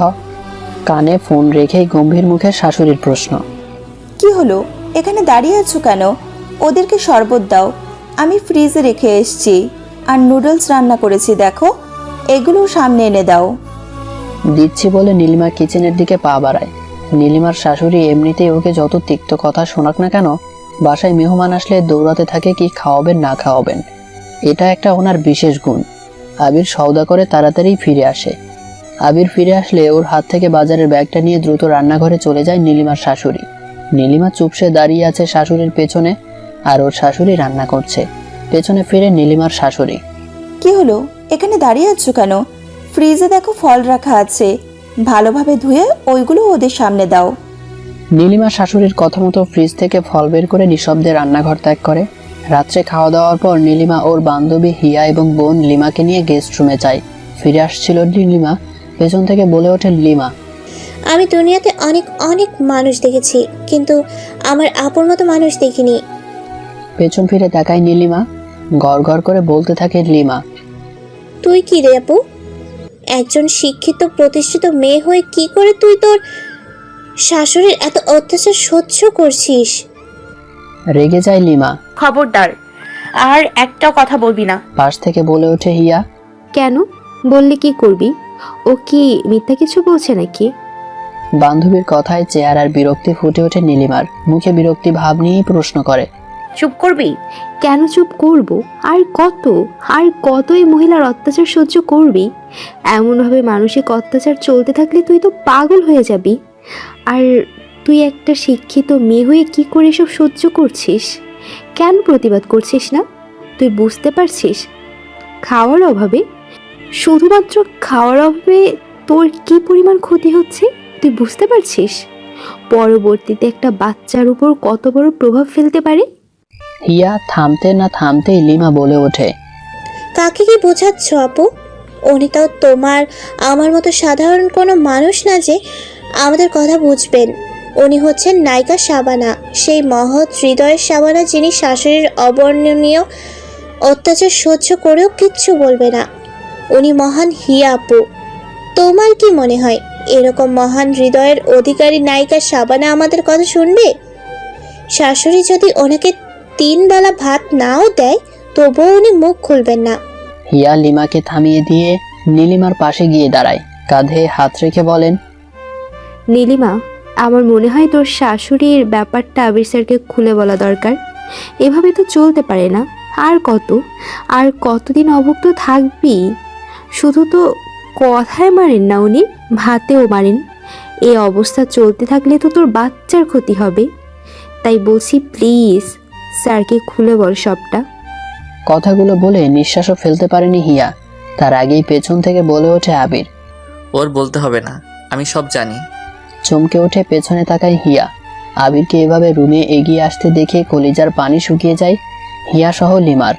নীলিমারও অবস্থা যায়। ক্লান্ত শরীর নিয়ে পেছনে না ঘুরলেও বুঝতে পারে আবির সব শুনে নিয়েছে। আমতা করে হিয়া যখন আবিরকে কিছু বলতে যাচ্ছিল তখন থামিয়ে দেয় আবির। তোমরা ক্লান্ত, কথা না বাড়িয়ে দরজা লাগিয়ে শুয়ে পড়ো। আবির নীলিমার কাঁধে হাত রেখে পেছন দিক থেকে জড়িয়ে ধরে। চলো। নীলিমা ধীর গতিতে আবিরের সাথে হাঁটতে থাকে। রাত্রি অনেক হয়েছিল, আর তাছাড়া নীলিমার শরীরটাও বেশি ভালো যাচ্ছে না আজকাল। তাই আবির মায়ের কথা তুলে নীলিমাকে উত্তেজিত করতে চায়নি। আর চায়নি বলেই বিছানা পরিষ্কার করে নীলিমাকে ধরে শুইয়ে দেয়। নীলিমা কথা বলতে চাইলে আবির থামিয়ে দেয়। চুপ, আমি আর এ সম্পর্কে কোনো কথা এখন শুনতে চাই না। যা শুনবো বাচ্চাটা ভালোভাবে হওয়ার পর, আর মায়ের সাথে শেষ বোঝাপড়াটা সেদিনই হবে। কথা বাড়ায়নি নীলিমা। চুপটি করে আবিরের বুকে মাথা রেখে শুয়ে পড়ে। মাঝরাত্রে ঘুম ভেঙে যায় নীলিমার। বিছানায় উঠে বসে। আবিরও জেগে যায়। তাড়াতাড়ি উঠে লাইট জ্বেলে নীলিমার কাঁধে হাত রাখে। ঘুমে ঢুলু নীলিমা বসে বসেই ঘুমোচ্ছে। বিছানা থেকে উঠে গিয়ে খাবারের নানা আইটেম নীলিমার সামনে এনে রাখে। নীলিমা তখনও বসে বসে ঝিমোচ্ছে। বিভিন্ন খাবারের নাম বলে বলে প্রশ্ন করে আবির। খাবে? প্রত্যেকবারই মাথা ঝাঁকিয়ে না বোধক জবাব দেয় নীলিমা। প্রশ্ন করে, তাহলে কলা খাবে? কলা বলে মাথা নেড়ে নীলিমা। হেসে দেয় আবির। ওরে কলা পাগলিটা আমার, তোমার কলা খাওয়ার খিদে পেয়েছে সেটা বলবা না? কলা খেতে নীলিমা ভালোবাসে। ফলের মধ্যে এই একটা ফলই বলা ছাড়া খায় নীলিমা। আবিরও তাই প্রত্যেকদিন রাত্রে মোড়ের দোকান থেকে কলা নিয়ে এসে টেবিলেই রেখে দেয়। মাঝরাতে অন্য খাবার খাওয়ার আগে কলাটা ওর চাই। কিন্তু আজ তো নীলিমা ঘুমে ঢুলো। তাই আবির কলাগুলো দুবালিশের ফাঁকে রেখে নীলিমাকে শুইয়ে দেয়। নীলিমার কপালে আলতো করে চুমোর পরশ এঁকে দেয় আবির। তোমার চোখে ঘুম, কলাটা ঘুম থেকে উঠে খেও। বাধ্য বালিকার মতো চোখ বোঝে নীলিমা। লাইটটা নিভিয়ে পাশে বালিশে শুয়ে পড়ে আবির। মিনিট 10 যেতে না যেতেই আবির মাথার পাশেই কুটকুট শব্দ শুনতে পায়। অনেক খেয়াল করে শোনার পর আবির সিদ্ধান্ত এলো এটা ইঁদুরের শব্দ। নিশ্চয়ই কলার উপর হামলা। ওরে ইঁদুর, আজ তোর একদিন কি আমার একদিন। মনে মনে কথাটা বলেই আবির নিঃশব্দে লাইট জ্বেলে দেয়। রাগান্বিত মুখে হাসি ফুটে ওঠে আবিরের। এ যে বড় ইঁদুর। ঘুমন্ত চোখজোড়া মিটমিট করে নীলিমার শুয়ে শুয়ে কলা খাচ্ছে। চোখগুলো ঘুমের কারণে খুলতে পারছে না, তারপরও কলা খাচ্ছে। দেখতে দেখতে নীলিমার বাচ্চা প্রসবের দিন এগিয়ে আসে। আবির এখন এক মুহূর্তের জন্য নীলিমাকে চোখের আড়াল করে না, সবসময় নীলিমার পাশে পাশে থাকে, গোসল করিয়ে দেয়, খাইয়ে দেয়। সেদিন আবিরের বাবাকে বিশেষ একটা কারণে দেশের বাইরে যেতে হচ্ছিল। আবিরের মা ছেলেকে বলেন বাবাকে এয়ারপোর্টে পৌঁছে দিয়ে আসতে। আবির যেতে চাচ্ছিল না নীলিমাকে ছেড়ে। নীলিমার গম্ভীর জবাব, সময় এখনো দেরি আছে। আজ মাত্র 4 তারিখ। ডাক্তার এ মাসের 17 তারিখ আর 23 তারিখের কথা বলেছে। আপনি প্লিজ বাবাকে দিয়ে আসবেন। আমার জন্য টেনশন করবেন না। আর তাছাড়া গাড়ি তো আছেই, আপনি যাবেন আর আসবেন। নীলিমার জোরাজুরিতে আর মায়ের কথার শেষমেশ আবির বাবাকে এয়ারপোর্টে নিয়ে যেতে রাজি হয়। বাবাকে এয়ারপোর্টে পৌঁছে দিয়ে এক মুহূর্তও দেরি করেনি আবির। বাসায় আসতেই নীলিমার চাপা আর্তনাদ শুনতে পায়। শব্দটা নিচতলারই এক রুম থেকে আসছে। কিন্তু ও রুমে নীলিমা কেন আসলো? আর ও এভাবে কাঁদছে কেন? ওর কিছু হলো না তো? ভেতরটা অজানা আশঙ্কায় কেঁপে ওঠে আবিরের। দৌড়ে দরজার কাছে যেতেই পাশ থেকে বাধা দেয় আবিরের মা। আবির ভয়ার্ত চোখে মায়ের দিকে তাকায়। গম্ভীর কণ্ঠে আবিরের মায়ের জবাব, তোর বউ অসুস্থ, ভিতরে যাওয়া যাবে না। ভিতরে দায়ী মহিলারা গেছেন মাত্র। চমকে গিয়ে প্রশ্ন করেন আবির। হোয়াট? উত্তর দেয় আবিরের মা, ঘণ্টাখানেক আগে বউ অসুস্থ হয়ে পড়েছে। তোর উত্তরপাড়ার জেঠি তো দায়ের কাজ করেন, ওনাকেই আনছি। ওনারা 3 জন কেবল ভেতরে গেছেন বউকে দেখতে। আল্লাহকে ডাক। অবাকের চূড়ান্ত সীমায় আবির। 1 ঘন্টা ধরে ও অসুস্থ, আর তুমি মাত্র মানুষ ডেকে এনেছো, তাও দায়ী। যাদের হাতে আমার 2 ভাই মরেছে তুমি নার্স না ডেকে তাদের ডেকে এনেছো। তাদের হাতে আমার বউকে ছেড়ে দিয়েছো। তুই পারুনি লোক ডেকে হসপিটালে নিয়ে যেতে? 1 ঘন্টা হয়ে গেল, আমাকে কল কেন দাওনি? আবিরকে থামায় ওর মা। দেখ আবির, আমাদের বংশের কারোর সিজার হয়নি, নীলিমারও হবে না। নীলিমার নর্মাল ডেলিভারি হবে। উত্তেজিত হয়ে ওঠে আবির। কারো হয়নি, কিন্তু নীলিমার হবে। ডাক্তার বলেছে ওর শরীরের যা কন্ডিশন ওর নর্মাল ডেলিভারি হতে পারে না। কিন্তু আবির এক মুহূর্ত এখানে দাঁড়ায়নি। মাকে সরিয়ে দরজা ঠেলে ভেতরে প্রবেশ করে। মহিলাদের সরিয়ে কোলে তুলে নেয় নীলিমাকে। গাড়ির পেছনে শুইয়ে দিয়ে আদিবা আপুকে ফোন করে আসতে বলে দ্রুত হসপিটালের উদ্দেশ্যে রওনা দেয়। নীলিমাকে ওটিতে নিয়ে যাওয়া হয়। আবিরের মুখ ফ্যাকাশে বর্ণ ধারণ করেছে, চিন্তিত মনে বাইরে পায়চারি করছে। মিনিট 30 মধ্যে হসপিটালে পৌঁছে যায় আদিবা ও তার স্বামী। তারাও চিন্তিত মুখে এদিক ওদিক ঘোরাফেরা করছে। কিছুক্ষণ পর ওটি থেকে বেরিয়ে আসে একজন নার্স। উতলা কণ্ঠে প্রশ্ন করে আবির, কি হলো সিস্টার? উত্তরে নার্স বলে, রোগীর রক্ত লাগবে, জরুরি ভিত্তিতে রোগীর রক্ত লাগবে। আগে থেকেই প্রস্তুত ছিল আদিবা। আমি রক্ত দিব, আমার রক্তের গ্রুপ ও নেগেটিভ। আসুন টেস্ট করে দেখি। নার্স আদিবাকে বলে চলে যায়। রক্ত দেয়া হলে আদিবা চলে আসে, কিন্তু নীলিমার কোনো খোঁজ নেই। ভয়ে কলিজা শুকিয়ে যাওয়ার উপক্রম সবার। খবর পেয়ে নীলিমার মা চলে এসেছে বোন লিমাও ও বান্ধবী হিয়া। চিন্তিত মুখে হিয়ার প্রশ্ন, এতক্ষণ ধরে ওরা কি করছে? এতক্ষণ তো লাগার কথা নয়। হিয়ার কথা শেষ না হতেই ভেতর থেকে বেরিয়ে আসে ডাক্তার নুসরাত। মিষ্টি হেসে আবিরের দিকে তাকিয়ে বলে, ডাবল কংগ্রেচুলেশন মিস্টার আবির। চমকে যায় আবির। ডাবল কংগ্রাচুলেশন মানে? হেসে দেয় ডাক্তার নুসরাত। মুখে হাসির রেখা নিয়েই বলে ওঠে, আপনি একসাথে 2 সন্তানের বাবা হয়ে গেলেন, একটা ছেলে একটা মেয়ে। খবরটা শোনার পর চারদিকে খুশির বন্যা বয়ে গেল। সবার মুখেই হাসি, শুধু হাসি নেই আবিরের মুখে। চিন্তিত মুখেই আবারও প্রশ্ন করেন ডাক্তার নুসরাতকে, আর নীলিমা, ও কেমন আছে? আল্লাহর রহমতে মা এবং সন্তান 3 জনেই সুস্থ আছেন। মলিন মুখে হাসি ফুটে ওঠে আবিরের। বিনীত প্রশ্ন করে ডাক্তার নুসরাতকে, আমরা এখন ভিতরে যেতে পারি? ডাক্তার নুসরাত মিষ্টি হেসে বলেন, কেন নয়, রোগীকে কেবিনে নেওয়া হয়েছে, আপনারা এখন যেতে পারবেন সেখানে। অত্যন্ত খুশি মনে থ্যাংক ইউ ম্যাম বলেই আবির দৌড় দেয়। আবিরের পিছু পিছু আর সবাই আসে। বেডের উপর চুপটি করে নীলিমা শুয়ে আছে। বাচ্চা দুটি তার ঠিক পাশে একটা দোলনায় শুয়ে আছে। ধীর পায়ে আবির এগিয়ে যায় দোলনার দিকে। আদিবার ছেলে আদিত্য তো পাগল বানিয়ে দিয়েছে বাবু দেখবো বলে। আদিত্যকে কোলে তুলে নেয় আবির। তারপর দোলনার পাশে গিয়ে দাঁড়ায়। দুটো নিষ্পাপ বাচ্চা দোলনায় একসাথে শুয়ে পা নাড়াচ্ছে। খিলখিল শব্দে হেসে ওঠে আদিত্য। আম্মু 2 বাবু, আম্মু 2 বাবু। আদিত্যর এমন হাসি এবং আবিরের অপলক চাউনির রহস্যটা বোধহয় ছোট্ট দুই বাচ্চা জেনে গিয়েছিল, আর তাই তো পায়ের পাশাপাশি এখন হাত ওপরের দিকে দিচ্ছে। আশ্চর্য ব্যাপার হলো, দুটি বাচ্চাই একসাথে একই ভঙ্গিতে পা নাড়াচ্ছিল, এখন সেই একই ভঙ্গিতে হাত উঁচু করে নাড়াচ্ছে। আবিরের কাছে মনে হচ্ছিল যেন বাচ্চা দুটো ওকে হাত বাড়িয়ে কোলে নেওয়ার জন্য বলছে। আবির ধরতেও চেয়েছিল কিন্তু পারেনি। ভাইয়া সরেন তো, অনেক দেখছেন, পরে দেখবেন আবার। এখন আমাদের দেখার সুযোগ করে দেন। নীলিমার বোন লিমা কথাটা বলেই আবিরকে সরিয়ে দেয়। আবির, বন্ধুলাবাই, হিয়া, লিমা সবাই হুড়মুড়িয়ে দোলনার কাছে যায়। ওপর থেকে বাচ্চার হাত পা ধরে নাড়িয়ে মুরব্বীদের সুযোগ করে দেয় দেখার জন্য। আবির এবং নীলিমার মা দুজনেই যেন খুশিতে আত্মহারা। দুই বেয়ানি বাচ্চার কাছে গিয়ে একে অন্যের মুখের দিকে তাকিয়ে বাচ্চা কোলে তুলে নেয়। ওরে আমার ভাইটা রে।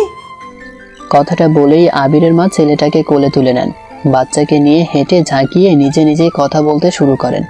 মেয়েটাকে কোলে নেন নীলিমার মা। পলকহীনভাবে কিছুক্ষণ তাকিয়ে থেকে কপালে চুমোর পরশ এঁকে দেন। সেই কখন থেকে মা তার সন্তানদের বুকে জড়িয়ে নেওয়ার জন্য অধীর আগ্রহে তাকিয়ে আছেন। নীলিমার মা ব্যাপারটা বুঝতে পারেন। মেয়েটাকে নীলিমার কাছে নিয়ে গিয়ে বিছানায় শুইয়ে দেন উনি। কোলের কাছে মেয়েকে পেয়ে পরম আবেশে বুকে জড়িয়ে নেয় নীলিমা।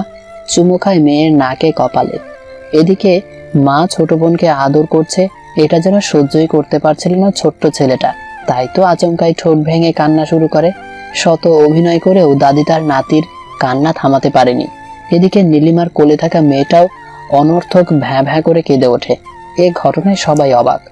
অবাক হয়নি হিয়া, তাই তো নীলিমার শাশুড়ির কাছে গিয়ে স্বাভাবিক ভঙ্গিতে বলেন, আন্টি, ওদের মনে হয় খিদে পেয়েছে। ও হ্যাঁ। কথাটা বলেই নীলিমার শাশুড়ি ছেলেটাকে নিয়ে নীলিমার পাশে শুইয়ে দেয়। আবির ছাড়া বাকি সবাই বের হয়ে যায় রুম থেকে। নীলিমার কাছে যায় আবির, প্রশ্ন করে, কেমন বোধ করছো এখন? ধীর কণ্ঠে ভালো বলে মাথা ঝাঁকায় নীলিমা। আবির নীলিমার কপালে উষ্ণ পরশ এঁকে দিয়ে মিষ্টি হেসে বলে, থ্যাংক ইউ সো মাচ আমাকে এত মূল্যবান দুটো গিফট দেওয়ার জন্য। মৃদু হাসে নীলিমা। বাচ্চা দুটোকে খাওয়ানো হলে দুটো বাচ্চার কাছে যায় আবির। দুহাতে বাচ্চা দুটোকে আদর করে আলতো করে নাকে মুখে চুমো খায়। আবির মনে মনে ভাবে, আমাকে তো বলা হয়েছিল এক বাচ্চা হবে মেয়ে বাবু, আমি তো ছেলে বাবুর নাম রাখিনি। আচ্ছা, বাবুদের নাম কি? পুরো কথা বলতে পারেনি আবির। তার আগেই পাশ থেকে বলে ওঠে নীলিমা, নিলয়, আদিরা। বিস্মিত দৃষ্টিতে নীলিমার দিকে ফিরে তাকায় আবির, প্রশ্ন করে, মানে তুমি আগে থেকেই? তোমাকে সারপ্রাইজ দেওয়ার জন্য বলিনি। হেসে দেয় নীলিমা। নীলিমার সাথে আবিরও হেসে দেয় পরম সুখে। 7 দিন পর রাত্রে বাচ্চাদের কাপড় চোপড় গুছিয়ে চেয়ার টেনে এসে বিছানায় বসে পড়ে আবির। তাহলে বাচ্চার নাম কি স্থির হলো? পাশ থেকে নীলিমার জবাব, ওদের নানি মেয়ের নাম রেখেছে নুহা, দাদি রেখেছে ছেলের নাম আশফাক। চিন্তিত মনে গালে আঙ্গুল টুকে বিজ্ঞর মতো বলে ওঠে আবির, সার্বিক দিক বিবেচনায় এই সিদ্ধান্তে উপনীত হওয়া যায় যে আমার বাবার নাম আশফাক মাহমুদ নিলয় আর মায়ের নাম আদিরা মাহমুদ নোহা। আশফাক নুহা না, নিলয় আদিরা। বললাম তো আশফাক নুহা। বললাম তো নিলয় আদিরা। না, আশফাক নুহা।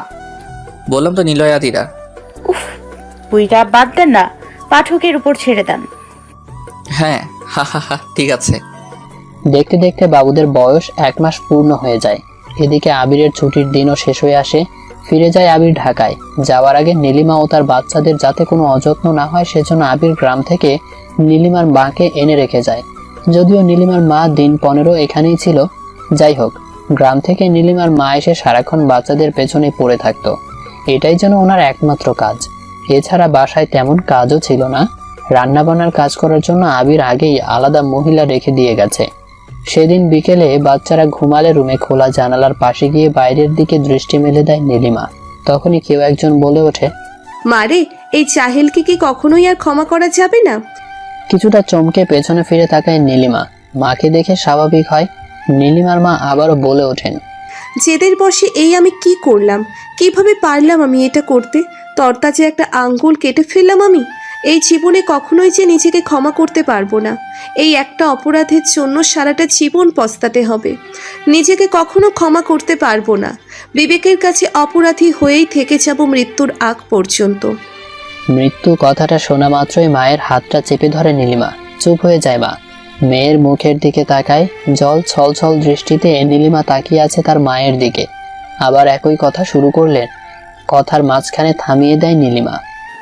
মা, জন্মের পর থেকেই দেখেছি আপনি বাবা, চাচা চাচি, ফুপু, দাদা দাদি, নানা নানিকে কীরকম শ্রদ্ধা করতেন, ভালোবাসতেন, সম্মান করতেন। উচ্চস্বরে কথা তো দূরে থাক, শত কিছুর পরেও কখনো ওনাদের চোখের দিকে তাকিয়ে কথা বলতেন না। তারই মেয়ে আমি, যে আমাকে আপনি নিজে নৈতিকতার শিক্ষা দিয়েছেন। সেই আমি আপনার সাথে চোখ রাঙিয়ে কথা বলেছি। শুধু চোখ রাঙিয়েই ক্ষান্ত হইনি, আপনাকে তুই তুকারি করে গালিগালাজ করেছি। মাগো, যেখানে আমার কথা ছিল পুরো ঘটনা আপনাকে খুলে বলা, সেখানে আমি তা না করে আমার জামাইকেও গালিগালাজ করেছি। একজন আদর্শ পরিবারের সন্তান হয়ে, আদর্শ মায়ের সন্তান হয়ে আমি এরকম কাজ করছি। মা, আপনি তো আমার আঙুল কেটেছেন। এখানে অন্য কোনো মা হলে হাতটাই কেটে দিত। মা, আমি আমার ভুল বুঝতে পারছি, আর এটাও বুঝতে পারছি আমি আমার দোষে আঙুল হারিয়েছি, আমার পাপের সাজা পেয়েছি। মা, এখানে আপনার কোনো হাত নেই, তাই দয়া করে ক্ষমা করো বলে আমার পাপের বোঝাটা ভারী করে দেবেন না। হাত জোর করছি আপনার কাছে, দয়া করে আর কখনো ক্ষমা করার কথা আমাকে বলে ছোট করে দেবেন না। আনন্দে দু চোখের জল ছেড়ে দিয়ে সে স্থান ত্যাগ করেন নীলিমার মা। মসজিদ থেকে আসরে আজানের ধ্বনি ভেসে আসলে অজু করে নামাজ পড়ে নেয় নীলিমার মা। নামাজ শেষে মোনাজাতে বসে অনেকটা গর্বের সাথে আল্লাহর কাছে ফরিয়াদ জানায় নীলিমার মতো মেয়ে যাতে বাংলার প্রতিটি ঘরে জন্ম নেয়। মাসখানেক থাকার পর খবর আসে নীলিমার ছোট ভাই মিলন হোস্টেল থেকে ফিরে এসেছে বাসায়। ও নাকি অনেক অসুস্থ। নীলিমার মা নীলিমার থেকে বিদায় নিয়ে গ্রামে চলে যায়। এদিকে আদিবা আপুর হাজবেন্ডও ব্যবসায়ের কাজে বিদেশ চলে যায়। আদিবাও তাই ছেলে আদিত্যকে নিয়ে বাপের বাড়ি চলে আসে। বাসায় আদিবার কোনো কাজ ছিল না বিধায় নীলিমার বাচ্চা নিয়ে বসে থাকতো। বাসায় শ্বশুর ননাসের ভরসায় আবারও চেম্বারে বসতে শুরু করে নীলিমা। এক দুপুরে আদিবা সোফায় ওর মা এবং ছোট্ট নিলয়ের পাশে আদিরাকে রেখে মিনিট 10 জন্য রান্নাঘরে যায়। ঠিক তখনই আবিরের কাজিন রুবেলের সদ্য বিবাহিতা স্ত্রী লিজা আসে বাচ্চা দেখতে। আবিরের মা খুশিতে গদগদ হয়ে নাতি নিলয়কে লিজার কোলে তুলে দেন। লিজাকে যেন ছেলে নিলয়ের চেয়ে মেয়ে আদিরাই বেশি টানছিল। সোফায় আদিত্যর পাশে বসেও কিরকম মায়াবী চাউনিতে লিজার দিকে তাকিয়েছিল। একটা হাসি দিয়ে নিলয়কে দাদির কোলে তুলে দেয়। লিজা আদিরাকে কোলে তুলে নেয়।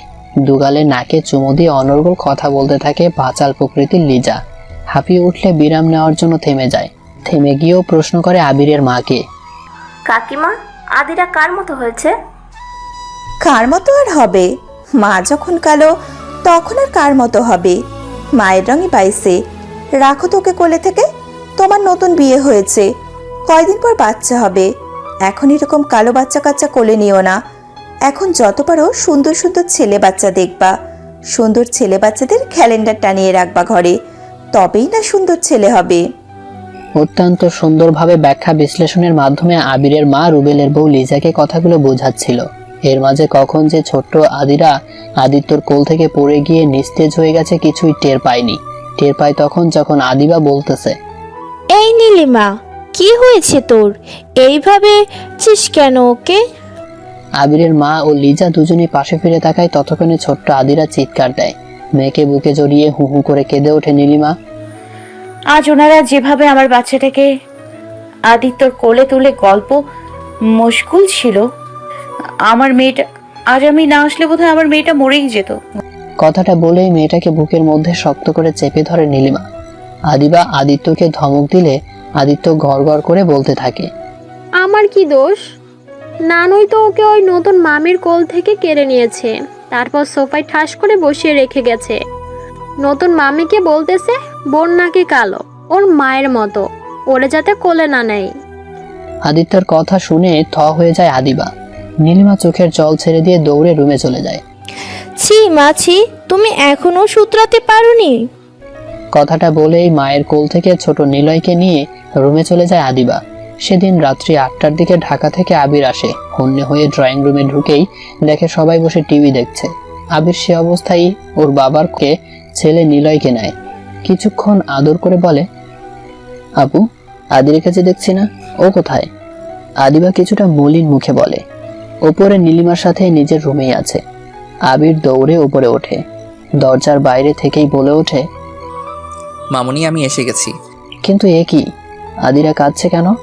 আবির দৌড়ে রুমে ঢুকে দেখে আদিরাকে শক্ত করে বুকে চেপে ধরে আছে নীলিমা, এমন শক্ত যে ওর নিঃশ্বাস নিতেই কষ্ট হচ্ছিল। এসব কি করছো? ওকে এভাবে কেন ঝাপটে ধরে আছো?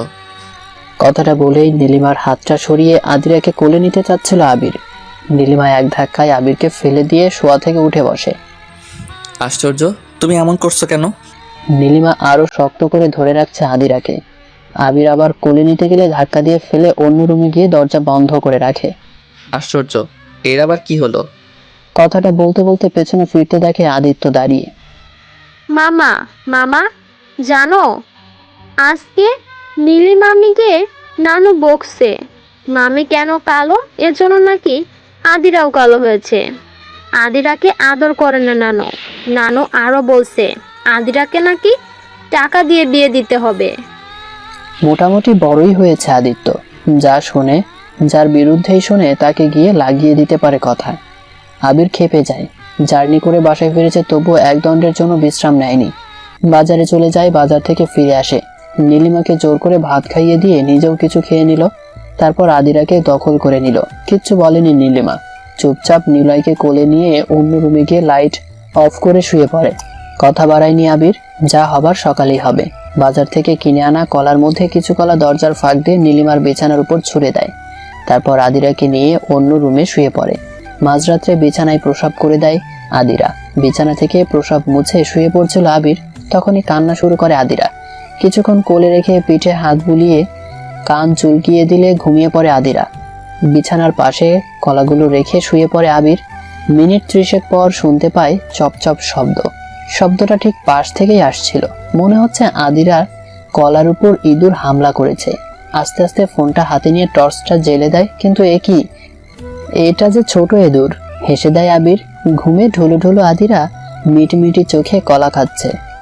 ওরে আমার পিচ্চি কলা পাগলিটা। হাত থেকে ফোনটা রেখে আবির আদিরাকে জাপটে ধরে, নাকে মুখে কপালে চুমো দেয়। আদিরা প্রচন্ড রাগান্বিত ভঙ্গিতে জানান দিচ্ছে ওর কলা খাওয়াতে আবির বিঘ্ন ঘটিয়েছে। সরে যায় আবির, সরে গিয়ে সুযোগ করে দেয় কলা খেতে। আদিরা আপন মনে কলা খেয়ে চলছে। পরদিন সকাল সকালই জেগে ওঠে আবির। বলতে গেলে বলতে হয় অনেকটা বাধ্য হয়েই উঠেছে, না হলে ছুটির দিন এত তাড়াতাড়ি ওঠার লোক আবির না। আসলে ফজর নামাজ শেষে একটু শুয়েছিল, কিন্তু পিচ্ছি আদিরার কলকলানির আওয়াজে আর টিকতে পারলো না। বাপরে বাপ, এত কথা পারে কিভাবে? কথাটা বলেই আবির ঘুম ঘুমো চোখে আদিরাকে নিয়ে পাশের যে রুমে নীলিমা শুয়েছে সে রুমে যায়। আদিরাকে কোলে নিয়ে ওই রুমের দরজা আংশিক ফাঁকা করে উকি দেয়, কিন্তু এ কি, নীলিমা যে ড্রেসিং টেবিলের সামনে বসে ভেজা চুল আঁচড়াচ্ছে। দরজা ঠেলে ভেতরে প্রবেশ করে আবির। চোখ বড় বড় করে নীলিমার পাশে গিয়ে দাঁড়ায়। কি ব্যাপার, সকাল সকাল গোসল ঘটনা কি? আবিরের দিকে তাকায় নীলিমা। ঘটনা মানে? আবিরের কোল থেকে নেমে আদিরা দৌড়ে নিলয়ের কাছে চলে যায়। নীলিমা তখনও জিজ্ঞাসু দৃষ্টিতে আবিরের দিকে তাকিয়ে আছে। মাথা চুলকায় আবির। ইয়ে না মানে, আমি তো কালকে তো আমি ওই রুমে ছিলাম, তবে কি তুমি স্বপ্নে? রেগে যায় নীলিমা, কথার মাঝখান দিয়ে থামিয়ে দেয় আবিরকে। দাঁতের দাঁত চেপে বলে ওঠে, স্বপ্নে নয়, বাস্তবে আপনার গুণধর পুত্র প্রস্রাব করে পরনের জামা ভিজিয়ে দিয়েছে। মুখে দুষ্ট হাসির রেখা ফুটে ওঠে আবিরের। আমি ভাবলাম কি না কি হয়েছে। কিছু বলতে গিয়েও বলেনি নীলিমা। প্রচন্ড রাগে রুম থেকে হনহনিয়ে বের হয়ে যায়। ব্রেকফাস্টের পর আবির রুমে বাচ্চাদের সাথে খেলতেছে, আর নীলিমা কিচেনে বাচ্চাদের জন্য খাবার তৈরি করছে। পাশে এসে দাঁড়ায় নীলিমার শাশুড়ি। পেছনে না ফিরেই প্রশ্ন করে নীলিমা, মা কিছু লাগবে? বাঁকা মুখে শাশুড়ির জবাব, না, আদিবার শ্বশুরবাড়ি থেকে কল এসেছে, ওর ননদের বিয়ে ঠিক হয়েছে। ওরা বলেছে বিয়ের কেনাকাটা করতে হবে। আদিবা যেন আদিত্যকে নিয়ে তাড়াতাড়ি চলে যায়। আর আমাদেরও দাওয়াত দিয়েছে, বিয়ের 2 দিন আগে বিয়ে বাড়িতে উপস্থিত থাকতে হবে। আমার শরীরটা তো বেশি ভালো যাচ্ছে না, তাই আমি কোনো বিয়ে টিয়েতে যেতে পারবো না। কিন্তু তোমরা যেও, না হলে ব্যাপারটা খারাপ দেখা যায়। আর হ্যাঁ, বিয়ের যেহেতু এখনো 15 দিন বাকি, তাই মুখে একটু ক্রিম ট্রিম মেখে দেখো, একটু সাদা হওয়া যায় কিনা। বাজারে তো আজকাল অনেক ক্রিমই বিক্রি করে, একটা ক্রিম কিনে দেখো, রংটা একটু ফর্সা হয় কিনা। কথাগুলো বলেই নীলিমার শাশুড়ি চলে যায়। নিঃশব্দে দুফোঁটা চোখের জল ফেলে বাচ্চাদের খাবার নিয়ে রুমের দিকে পা বাড়ায় নীলিমা। নীলিমা রুমে ঢুকে বাচ্চাদের খাওয়াচ্ছে আর আবির নীলিমাকে হেল্প করছে। খাওয়ানো শেষে বসা থেকে উঠে পড়ে আবির। হাঁটতে হাঁটতে দরজার কাছে চলে যায়। পেছন থেকে ডাক দেয় নীলিমা। শুনছেন? পেছন ফিরে তাকায় আবির। তারপর কিছু বলবে? কোথাও যাচ্ছেন আপনি? মায়ের রুমে। আচ্ছা তবে যান। কিছু লাগবে তোমার? মাথা নিচু করে নীলিমা। তারপর নিচু স্বরেই বলে, আমার একটা জিনিস আনা খুব দরকার ছিল, ভাবলাম আপনি বাজারে যাচ্ছেন। ও এই কথা, কি জিনিস? দাঁড়ান আমি কাগজে লিখে দিচ্ছি। নীলিমা কাগজে ছোট্ট অক্ষরে ত্বক ফর্সাকারী একটা ক্রিমের নাম লিখে দিল। কলেজে থাকাকালীন সময়ে অনেক মেয়েরা নীলিমাকে কটাক্ষ করে ওকে নিয়ে ঠাট্টা করে বিভিন্ন ক্রিম ব্যবহারের কথা বলতো। তখন ওদের কথায় অপমানিত হলেও কষ্ট পায়নি। কথাগুলো এক কান দিয়ে শুনলে আরেক কান দিয়ে বের করে দিত। আজ শাশুড়ির কথাটা ভেতরে গিয়ে আঘাত করেছে, মনে কষ্ট পেয়েছে নীলিমা। তাই সেদিন বান্ধবীদের সাজেস্ট করা ক্রিমের থেকে একটা ক্রিমের নাম লিখে দেয়। আবির কাগজটা ভাঁজ করে প্যান্টের পকেটে রেখে মিষ্টি হাসি দিয়ে বলে, ঠিক আছে, আমি তবে এখনই নিয়ে আসছি। কথাটা বলেই আবির বাজারের দিকে পা বাড়ায়। পুরো বাজারের কসমেটিক্সের দোকান ঘুরে সবশেষে একটা দোকানে ক্রিমটার খোঁজ পাওয়া যায়। ক্রিমটা হাতে নিয়ে আবির বাসায় ফিরছিল। রাস্তায় বোন আদিবার সাথে দেখা হয়। ছেলে নিয়ে রিকশাতে করে চলে যাচ্ছিল বাস স্টপের দিকে। আবিরকে দেখে রিকশাওয়ালাকে থামায়। প্রশ্ন করে আদিবা, দেখি তো ক্রিমটা। আবির বোনের দিকে ক্রিমটা এগিয়ে দেয়। ক্রিমটার দিকে এক নজর তাকিয়ে একটা তাচ্ছিলের হাসি দেয় আদিবা। প্রশ্ন করে ছোট ভাইকে, নীলিমা নিতে বলেছে? মাথা ঝাঁকায় আবির। অনেকটা জোরেই হেসে দেয় আদিবা। আচ্ছা নিয়ে দে ওকে, দেখ এটা দিয়ে একটু সাদা হতে পারে কিনা, শাশুড়ির মন রক্ষা করতে পারে কিনা। কথাটা বলেই আদিবা চলে যায়। আবির এতক্ষণে বুঝতে পারলো তখন দোকানের ছেলেটা কেন বলেছিল বাব্বা, ভাবিও রূপচর্চা করে তাহলে। রাগে পুরো শরীর কাঁপছে আবিরের। 7 মিনিটের রাস্তা ও 5 মিনিটে গেল। ড্রয়িং রুমে বসে নীলিমা তখন টিভিতে রূপচর্চা বিষয়ক একটা অনুষ্ঠান দেখছিল।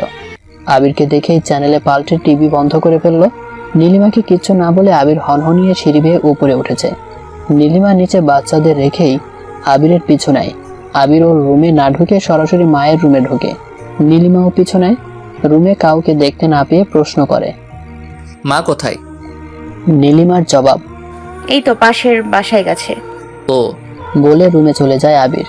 আবিরের পিছু পিছু নীলিমাও রুমে যায়। আবির হাত থেকে ক্রিমটা ড্রেসিং টেবিলের দিকে ছুঁড়ে মারে। নীলিমা ক্রিমটা ধরতে গেলে আবির বাধা দেয়। খবরদার ক্রিমে হাত দিবা না। চমকে যায় নীলিমা। হাত দিব না মানে? উগ্র মেজাজে আবিরের জবাব। হাত দিবা না মানে হাত দিবা না? প্রশ্ন করে নীলিমা। তবে এটা এনেছেন কেন? নির্লিপ্ত কণ্ঠে আবিরের জবাব, এটা মায়ের জন্য, মাকে দিব, বুঝতে পারছো এবার? ভ্রুজোড়া কিঞ্চিত বাঁকা করে নীলিমার প্রশ্ন। মানে মায়ের জন্য এনেছেন মানে? ক্রিমটা হাতে নিয়ে হাত নাড়িয়ে নাড়িয়ে আবির জবাব দেয়, মানে খুব সহজ, এই ক্রিমটা মায়ের জন্য এনেছি। নীলিমা একটা দীর্ঘ শ্বাস ফেলে। আপনি বুঝতে পারছেন না কেন? এই ক্রিমটা তো। পাশ থেকে আবিরের জবাব, ফর্সা করে, তাই তো?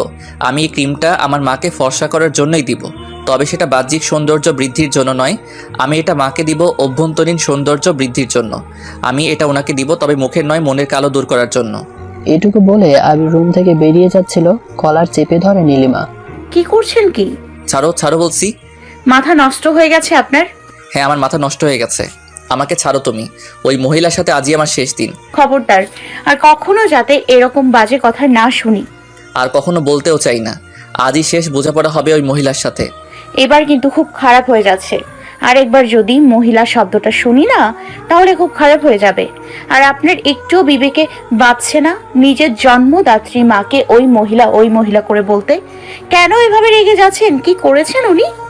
আজ ওনার পরামর্শেই তুমি ত্বক ফর্সাকারী ক্রিমটা আনছো, তাই না? নীলিমা স্তব্ধ হয়ে যায়। কি হলো, মুখের বুলি শেষ হয়ে গেল এখনই? দেখুন, আপনি অযথাই রাগ করছেন। উনি আমাকে জাস্ট ক্রিমটা সাজেস্ট করছেন, এটুকুই। উনি আমাকে ছোট বা অপমান করার মতো কিছুই বলেননি, তাই প্লিজ শান্ত হন। রেগে যায় আবির। নীলিমার থেকে ছাড়িয়ে নেয় নিজেকে। তারপর জোর গলায় বলতে শুরু করেন, এত কিছুর পরও তুমি বলছো অপমান করেনি? দিনের পর দিন তোমার বংশ নিয়ে, তোমার গায়ের রং নিয়ে কথা শুনিয়েই যাচ্ছে, তারপরে বলছো অপমান করেনি? একটু কাজে ভুল না হতেই মা বাবা তুলে গালি দেয়, তাও বলছো অপমান করেনি? বাচ্চা পেটে আসার পর থেকে সামান্য একটু খেতে চাইতো, তার জন্য কথার আঘাতে জর্জরিত হতে হয়েছে। তারপরও বলছো অপমান করেনি? আদিরা একটু কালো হয়েছে, এই জন্য তুমি দায়ী? কথা শুনতে হয়েছে তোমাকে। নীলি, নিজেকে খুব চালাক আর আমাকে খুব বোকা মনে করো, তাই না? ভেবেছো আমি কিছুই জানি না? বাচ্চাদের প্রথম জন্মদিনে মায়ের তিক্ত কথা সহ্য করতে না পেরে আদিবার মুখ পরিষ্কার করার জন্য সাবান দিয়ে মুখ ঘষতে ঘষতে রক্ত বের করে দিয়েছিলা। তুমি কি মনে করেছো আমি সেসব জানি না? তোমার কি মনে হয় আমি সুদূর ঢাকা থেকে প্রতি সপ্তাহে বৃহস্পতিবার দিন বাসায় শুধু বাচ্চা দেখতেই আসি? তোমার কি মনে হয় আমি তোমাকে আড়ালে মুখ লুকিয়ে কাঁদতে দেখিনি?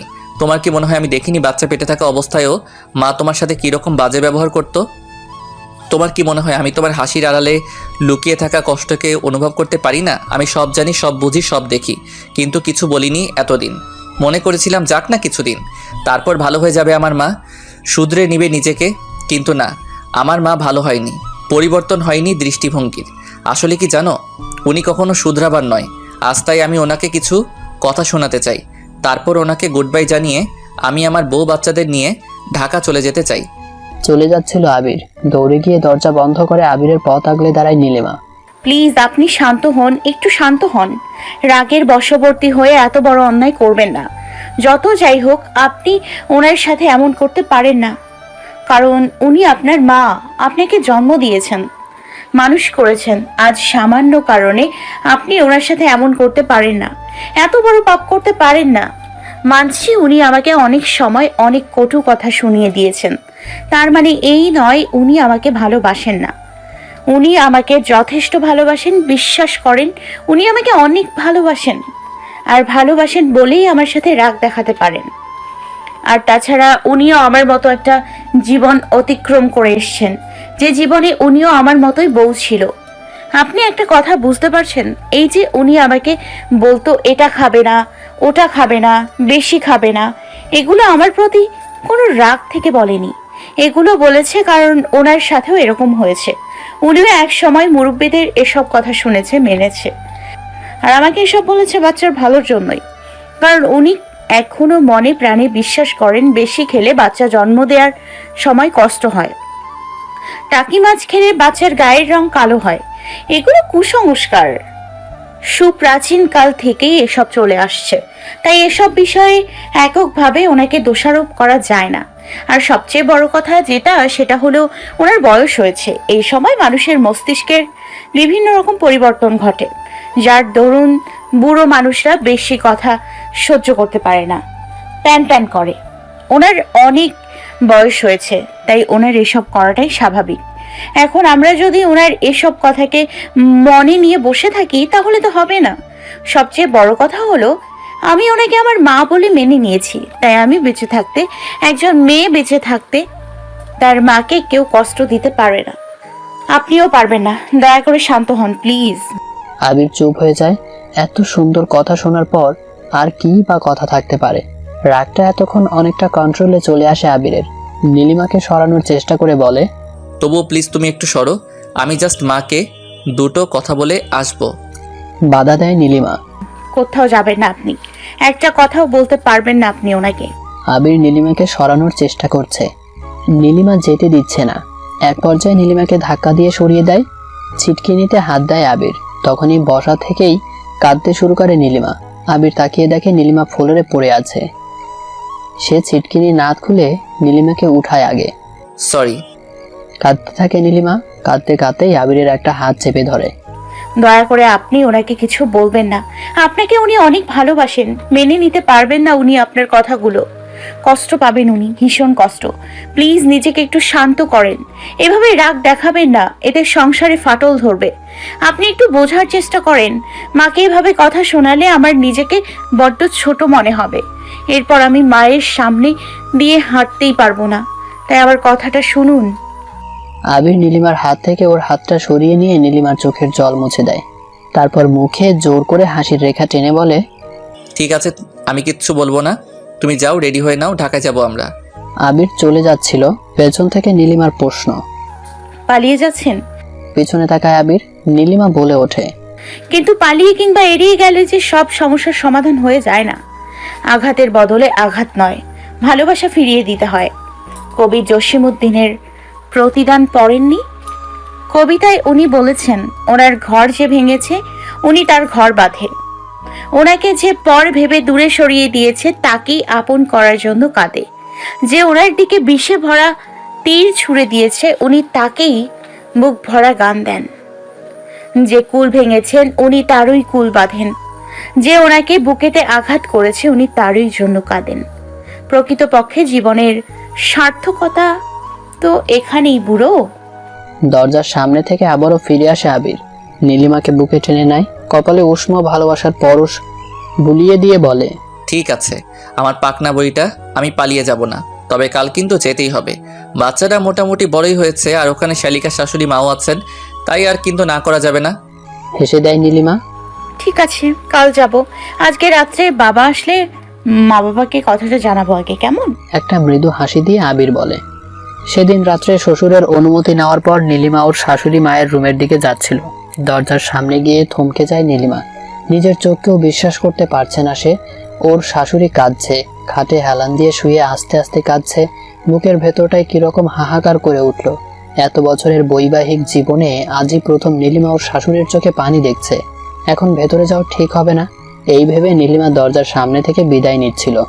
ডাক দেয় শাশুড়ি, ভেতরে আসো। নীলিমা ভীরু পায়ে ভেতরে প্রবেশ করে। বসো। বিছানার পাশে বসে আমতা আমতা করতেছে নীলিমা। না মানে মা, আমরা কালকে চলে যাবে তাই না? শাশুড়ির দিকে হাঁ করে তাকায় নীলিমা। কিছু একটা বলতে যাবে, তার আগেই নীলিমার একটা হাত চেপে ধরে শাশুড়ি। মারে, আমার ভুল হয়ে গেছে।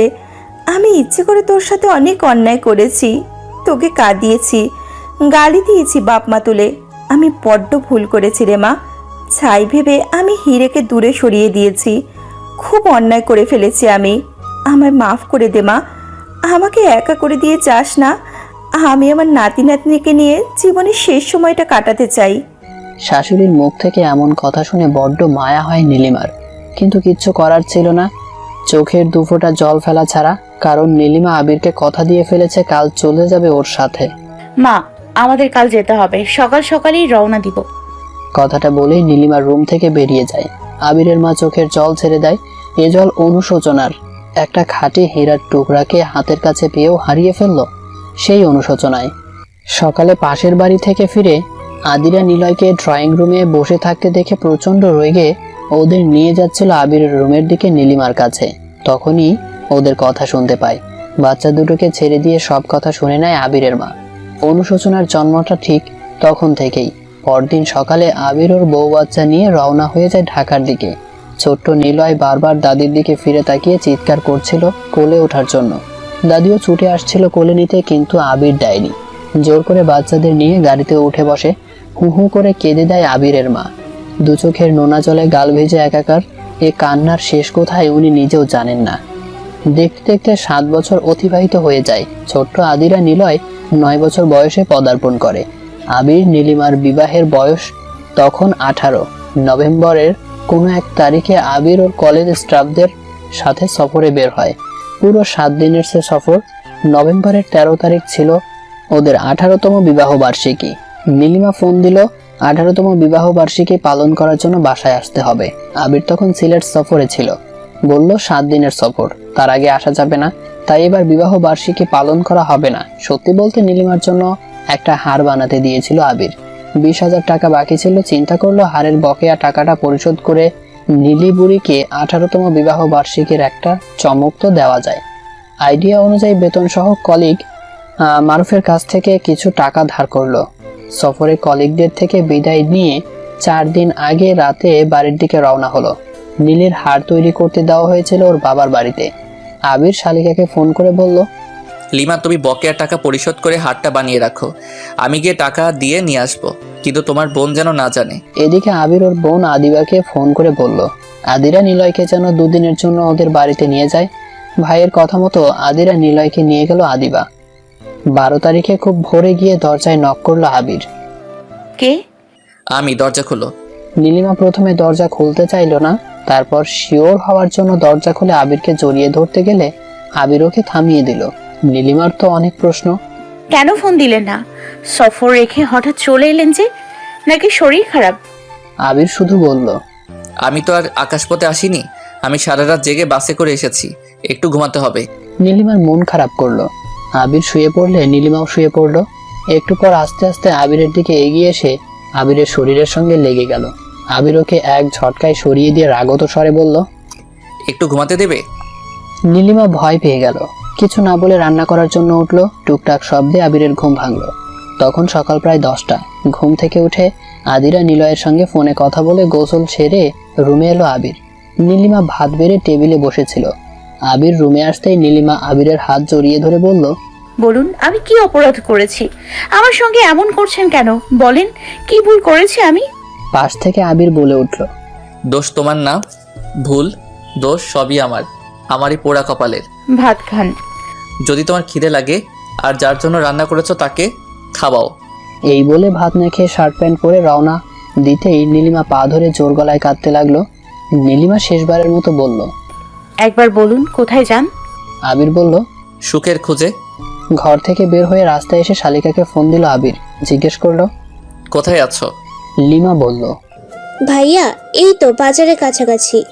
লিমা, নীলি যেন কোনোভাবেই না জানে আমি কিন্তু বাসা থেকে রাগারাগি করে এসেছি। ফোন দিলে বলবা না যে আমি তোমাদের বাড়িতে আসছি, আর হারের কথা তো বলবেই না। ওদের শালিকা দুলাভাইয়ের খেলা আবিরের শাশুড়িও জানতেন না। দুপুর 2টোর দিকে শ্বশুর বাড়িতে গেল আবির। শাশুড়ি তো অবাক। বাবা তুমি? নীলিমা কই?